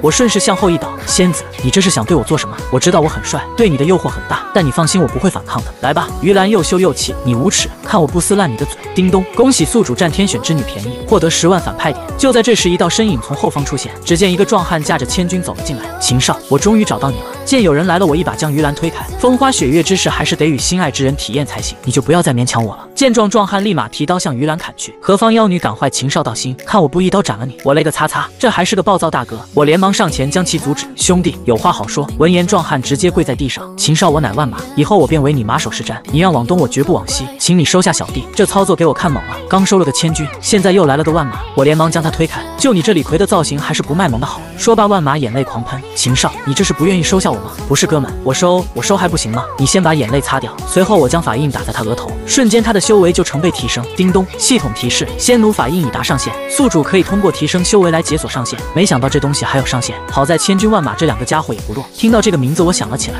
万马原名秦万，是秦家13太保统领的儿子。此刻出现在这里，想来是秦家老祖的手笔，只是不知是秦家出了事派他前来求救，还是老祖不放心派他来辅佐。就在这时，万马大喊：秦少快走！方长追过来了。闻言，我当即明白，看来秦家无事。我将万马推开，向东外走去。怕他做什么？在万倍悟性光环的加持下，我不仅领悟了33天造化诀第4重天，身上的伤势也已愈合，还有至尊骨重瞳斩天拔剑术大和剑诀都有所感悟。想到这，我笑出了声。还得是方长对时间总有着精准的把控。于兰没有叫我爸爸，我就让方长叫我爸爸。哈哈哈哈哈！见我这副模样，千军万马懵了。老大在傻笑什么？此时洞外站着无数行尸走肉，而操控他们的正是背后的方长。哟，我当是谁呢？原来是老熟人。寒气整这么大，不怕宫寒吗？方长怒吼道：秦风，这次我一定要杀了你！接着便一脚踢来，我连忙抬手挡住。方长惊讶，我可是灵武7重，还吸收了蛟龙龙珠，力量上怎么可能与刚突破灵武1重的秦风持平？我顺势抓住方长的脚，接着猛然砸下地面。什么天子门生，简直弱爆了！这强大的力道让方长蒙圈2秒半，接着将手踢开，一个后跳和我拉开距离。匹夫之勇，何足为惧？闻言，我当即释放术道分身。那这样呢？切，雕虫小技！秦风，今天你的命我要定了！说罢便挥出一剑，我将长剑换出，硬碰硬，那就看谁更硬了。随着2道剑气碰撞的瞬间，巨大的能量波冲天而起，就连地面都被震得粉碎。看到这一幕的千军万马抱在一起，这真的是灵武境的战斗吗？少主当真恐怖如斯啊！看到这一幕的场外观众纷纷拍手叫好。秦风好样的，给我干死方长！毕竟方长之前的行为早就将观众惹怒。就在这时，方长带着傀儡一起涌了上来。秦风，你的拔剑术用完了，这下你死定了！见状，千军万马连忙挡在傀儡大军前面，接着一拳一个，有我们在休想靠近少主。此时的方长圣券在握，向着我急速飞来，来得正好。现在的我可不只会斩天拔剑术，只见用剑气汇成的水流在我周身盘旋，我单手掐诀大喊一声去，仅是一瞬间，方长就被水流吞没。方长震惊，这居然是剑气汇聚的大河，在河水的包围下，方长没多久就败下阵来。此时皇宫内的众人都盯着月神，月神表示自己也不知道这招。旁边的长老气愤地表示：那你还知道什么？这不行啊！相处7年，月神竟然对秦风一无所知，也不知把心思花在了什么地方。就是，不如等赛事结束，就让他败在老夫门下吧。老夫剑术在音乐皇朝说第2，没人敢说第1，我不同意。秦风的最强手段是佛门金龙，老夫对佛门有研究，应该由老夫来教导。放屁！最强的明明是至尊骨，我家祖上出过一位至尊骨，应该由老夫来教导。不对，重瞳才是无敌的。我大姨的2姑妈的3奶奶的4大爷的5大娘的6儿子的7姨太往上数108代出过重瞳。见各方大佬都在抢人，月神一时间不知道说些什么，真不怪我粗心啊！实在是这小家伙太强了。此时的方长浑身颤抖，这秦风怎么这么强？叮咚，恭喜宿主在天选之子心中留下心理阴影，获得10万反派点。这才10万反派点，太少了！我当即发动重瞳，今天不打个100万反派点，你就别想走了。下一秒，空中出现数道紫色重瞳，接着发动冲击波向方长轰来。在方长受到攻击的同时，反派点也在不停倒账。叮咚，恭喜宿主加深天选之子心理阴影，获得10万反派点。在轰了足足7749次后，方长绷不住了。秦风，这是你逼我的，就算将灵魂卖给恶魔，我今天也要杀了你！说罢，恐怖的血色气浪从他体内涌出，接着便将他吞噬。哇靠！一不小心打多了，忘了他是天选之子了，有没有管事的呀？我要举报方长这家伙找人代打，待到烟雾散去，方长已经变了模样。不是哥们，小打怡情，大斗伤身，要不今天的对决就到此结束。就在这时空中传来一响，音乐皇帝瞬间出现，挡在了我身前。本帝也没想到前辈居然还活着。不过本次生死淘汰赛是小辈之间的战斗，前辈如此插手好像不太合适吧？当年音乐皇朝的毛头小子居然达到了如此境界，如果老夫非要插手呢？闻言，帝君周身威压爆发，那就得罪了。哈哈哈！就凭你小子还杀不死老夫！说罢便冲天而起。帝君脸色一冷，现在想走晚了。接着便嗖的一下追了上去。不是吧？六道帝君管黑气叫前辈，黑气管六道帝君叫毛头小子。方长还真找人代打呀！只见空中的两人打了起来。就在这时，空中的黑气喊道：“该死的六道，你敢消去老夫万年道行？你给老夫等着！该死的秦风，我一定会回来的！”说罢，方长便离开了这里。叮咚，恭喜宿主削弱天选之子机缘，获得一次抽奖机会。叮咚，恭喜宿主让天选之子身受重伤，获得30万反派点。帝君出手，这方长都能跑掉。天选之子果然不讲道理啊！只是他不会又背着我去买更厉害的外挂吧？接着我指了指头顶，帝君，你就这么让他走了呀？可帝君只是看了我一眼就离开了。怎么？难道我说的有错？六道帝君放走方长，方长再买外挂来打我，这不是办事不力是什么？气得我当即拿出本子将这件事记上。六道帝君将我的对手削弱，让我无法更好的磨练自己，需要补偿1000万极品灵石。大妹子们被我救下后做的第一件事，竟然是排着队给我当小妾。原来刚刚我将他们的幻术解除，小白带着千军万马大喊：“都给我过来排队！我主人救了你们性命！”男的自觉排队交保护费，女的要有以身相许的觉悟，漂亮且成过亲的小姐姐优先。闻言，男人表示：“你们这样做事，未免也太霸道了吧？”听到这话，入道境的千军脸色一冷，当即从裤子里掏出200米的锤子，谁不服就上前一步。小白也翘着二郎腿说道：“我们做事就是这样。”迫于入道强者的威压，众人都只能乖乖照做。这时，一个妹子问道：“兔子大人，我真的有机会成为秦公子的侍妾吗？”见状，小白表示：“不行，太小了，回去吃2年木瓜再来。”兔子大人，那我可以吗？小白惊呆，这也太大了，容易把我主人憋死。下一位，看到这一幕的于兰气坏，这秦风真流氓，才夺了人家初吻就公开选妃。此时在洞内的我对外面发生的事毫不知情。突然系统提示天选之女的好感度在不断下降，我有些懵，又发生了啥？刚走到洞口，2个妹子就迎了上来。秦公子，从今天起我们就是你的人了。小白翘着二郎腿十分得意。主音，我兔做事你还满意吧？我满意个锤子，怪不得天选之女的好感疯狂掉，我真是谢谢你啊。随后连忙扭过头，我不是你主人别叫我。见状，小白大喊：“主音，你明明就贪财好色呀，怎么突然转性了？”不是小白，你瞎说什么大实话？看来逃避解决不了问题，是时候挽救一波老夫的形象了。贪财非我本意，常居他人之所，幸得必用。然君子不可无志，更不可不会谋财，故而贪财好色也非我本意。美好的事物，任谁都会心生爱慕之情，我非好色，只是爱美罢了。我家小白自由惯了，多有得罪，还望见谅。接着我一把将前面的妹子抱住，你我相拥也算缘分一场，生死战场我自会保你平安。只是我早已心有所属，无法给你确定的承诺。出了战场便相忘于江湖吧。世人都说公子凉薄，只有我知公子心怀大义。说罢，妹子就对着我亲了一口。小女子无以为报，便赠公子相吻一枚吧。恭喜宿主合情合理占小姐姐便宜，获得500反派点。就这样，所有的妹子都排着队，纷纷向我献吻，我的反派点也在不断增加。看到这一幕的于兰叹了口气，是我又误会她了吗？叮咚，天选之女好感加8。见天选之女的好感度回来了，我当即宣布，距离淘汰赛结束还有2小时，诸位若是不逐名，只求保命，大可待在此处，我保你们无事。若还有所求，自行离开便可。闻言，众人纷纷跪下，多谢秦公子。此时的我乐开了花，能占便宜又能搞钱，还能赚反派点，看来我还是有点天赋的呢。系统，我要抽奖。随着轮盘转动2分半后，叮咚，恭喜宿主抽中天机卡1张，物品效果，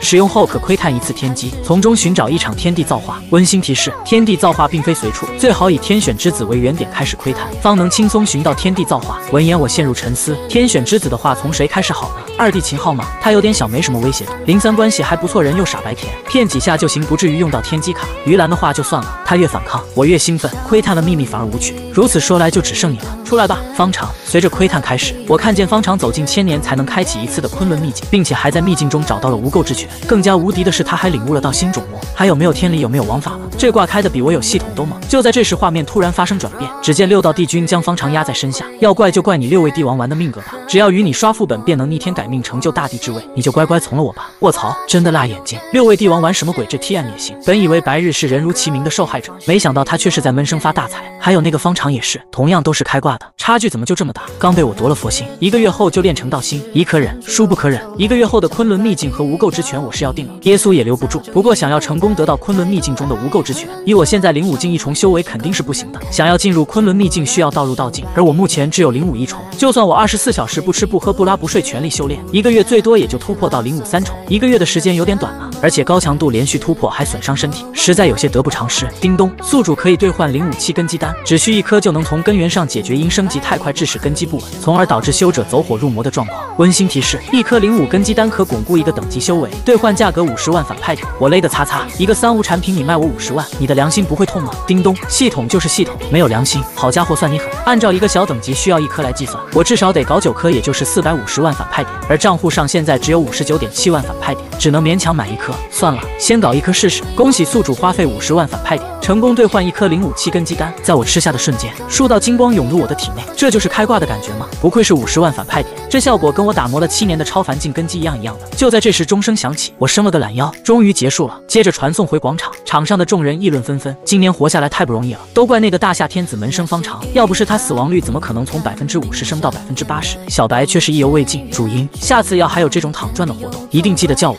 突然有人大喊道：“秦风！”我疑惑地扭过头，原来是之前被我嘎蛋的一剑，我连忙上前握手。哎呀，这不是剑兄吗？你好，你好。可一剑却一把将我的手甩开。剑兄，你这样就没意思了。之前大家是参加生死淘汰赛，有争斗在所难免。现在淘汰赛结束了，大家不打不相识，多个朋友多条路不是？这样好了，作为补偿，我告诉你一个天大的秘密，但你可千万不能告诉别人哦。我有一个可以快速成就大地之位的方法，就4个字：来日方长。一旁偷听的2人小声嘀咕道：“方长应该是那个大夏的天子门生吧？来日方长的意思是和方长刷副本吗？”听到这一剑怒了，秦风，所有人都知道我没有坤坤，你却叫我去刷方长的副本，我与你无冤无仇，何必如此羞辱于我？闻言，前面的吃瓜群众惊呆，我有些无语，你不说那么大声，谁知道你没有啊？就在这时，6道帝君和月神他们赶了过来。本地宣布，本届生死淘汰赛到此结束，恭喜各位幸运儿！根据往届规则，积分榜前1000名者将进入天虹书院学习，其余人等可根据积分领取相应奖励，而后回归各自皇朝。闻言，选手们十分激动。天虹书院是音乐皇朝第1书院，最重要的是，凡是能从天虹书院毕业的人，便能直接成为音乐皇朝管理高层，可以说是一步登天。请问帝君，那第1名是什么精灵呢？本届积分排名榜第1名秦风已被册封为音乐皇朝第3圣子，可开设自己的府院，招募自己的手下。闻言，众人惊呆，我却是十分淡然，不就是名义上成为皇帝的儿子，有个自己住的地方，能找一帮人保护自己吗？你们干嘛那么惊讶？小白说道：“主人有所不知，生死淘汰赛10年一届，但圣子可不是每一届都能有的，只有那些力压群雄的绝世天骄才有资格。尤其是开设府院招募手下，预示着主营你能合法组建自己的势力，踏身音乐皇朝高层大佬行列。这也没啥呀，这不是我应得的吗？”此话一出，众人都气愤地盯着我，这小子太欠了。这时，千军万马走了过来，恭喜老大成为第3圣子。见我没理他们，万马问道：“少主，你在找什么？”一个女人，一个能让我提升修为的女人。忽然，我看到了人群中的于兰，于兰打起了寒战，总感觉被什么东西盯上了，是我的错觉吗？借过，借过！我连忙向着于兰走去，毕竟剩下的反派点只能靠她了。就在这时，人群中有人大喊：“交出凶手方长！本公主不知道方长在哪里。”胡说，方长是你的老相好，你怎么可能不知道？我转头看去，这不是南风公主吗？这下有好戏看了。小白问道：“主营，你说南风公主没有成为女帝，是不是因为她没有来日方长逆天改命啊？”我想了想，确实有道理。就在这时，一个老婆婆被南风公主的侍卫打倒，老婆婆瘫坐在地上哭了起来：“老夫，我的命怎么就这么苦啊？好不容易养大的孩子，被这大夏皇朝公主带来的人杀掉不说，我的孙儿还被他们欺负。老夫我也只是想为枉死的孩儿讨个公道，却被如此粗暴对待，还有没有王法，有没有天理了呀？”见状，音乐皇朝的选手忍不住了：“喵的，大夏皇朝来得了不起啊，干他们！”随后2队人就扭打在一起。此时的南风公主被人拽住头发，正当她准备出手反击，身后突然出现4个神秘口罩男，为首的红毛喊道：“全都住手！”旁边的选手认出了这是音乐皇朝的牵牛卫，牵牛卫是负责皇城安全的，修为最低天宗境起步。他们虽然官阶不高，但却代表着6道帝君的脸面，没人敢不给他们面子。见有人来了，南风公主正要走，可却被红毛拦了下来：“这些天子门生动手打伤我国国民，需要跟我们走一趟。”闻言，天子门生笑了：“你说什么？让我们跟你走？一个皇城的看门狗，还真当自己是个人物了？有本事动我们试试！”话音刚落，2人就被牵牛卫扣住，随后就要被押送大牢。公主气坏：“小牵牛卫，胆敢如此放肆！”说罢便打算去找6道帝君要个说法，可却被长老拦住：“公主，你去了恐怕也是白去。要是6道帝君真想管，就不会有这些人来围攻使团，更不会有牵牛卫动手抓走天子门生了。你是说6道帝君才是幕后主使？方长大人下落不明，天子门生又被抓，眼下情况与我们不利。公主您还是早日启程返还大夏皇朝吧，我不回去。此番出使音乐皇朝本就带着任务，现在任务一个也没完成，还丢了方长。要是此刻再抛下被抓走的世家天骄独自回去，一定会得罪各大世家的。我要救人。”长老疑惑：“救人？您在音乐皇朝人生地不熟，又无权无势，如何救啊？”这时公主看向身后的我：“若是让秦风帮忙呢？”长老惊讶：“万万不可，与他共事无异于与虎谋皮。”公主决绝地表示：“现在也没有别的办法了，只能冒险一试。”在皇朝街道处的一个街角内，公主你就是这么求人办事的吗？不帮什么？老方不在家也行。听到这话，我咳了2声，帮你也不是不行，但你知道的，我这人从不做亏本买卖。想知道我要什么的话，今天晚上就来我家。此时的竹翠峰内，公主已经变了模样。秦风，只要我穿着衣服在这里待15天，你就会救他们吗？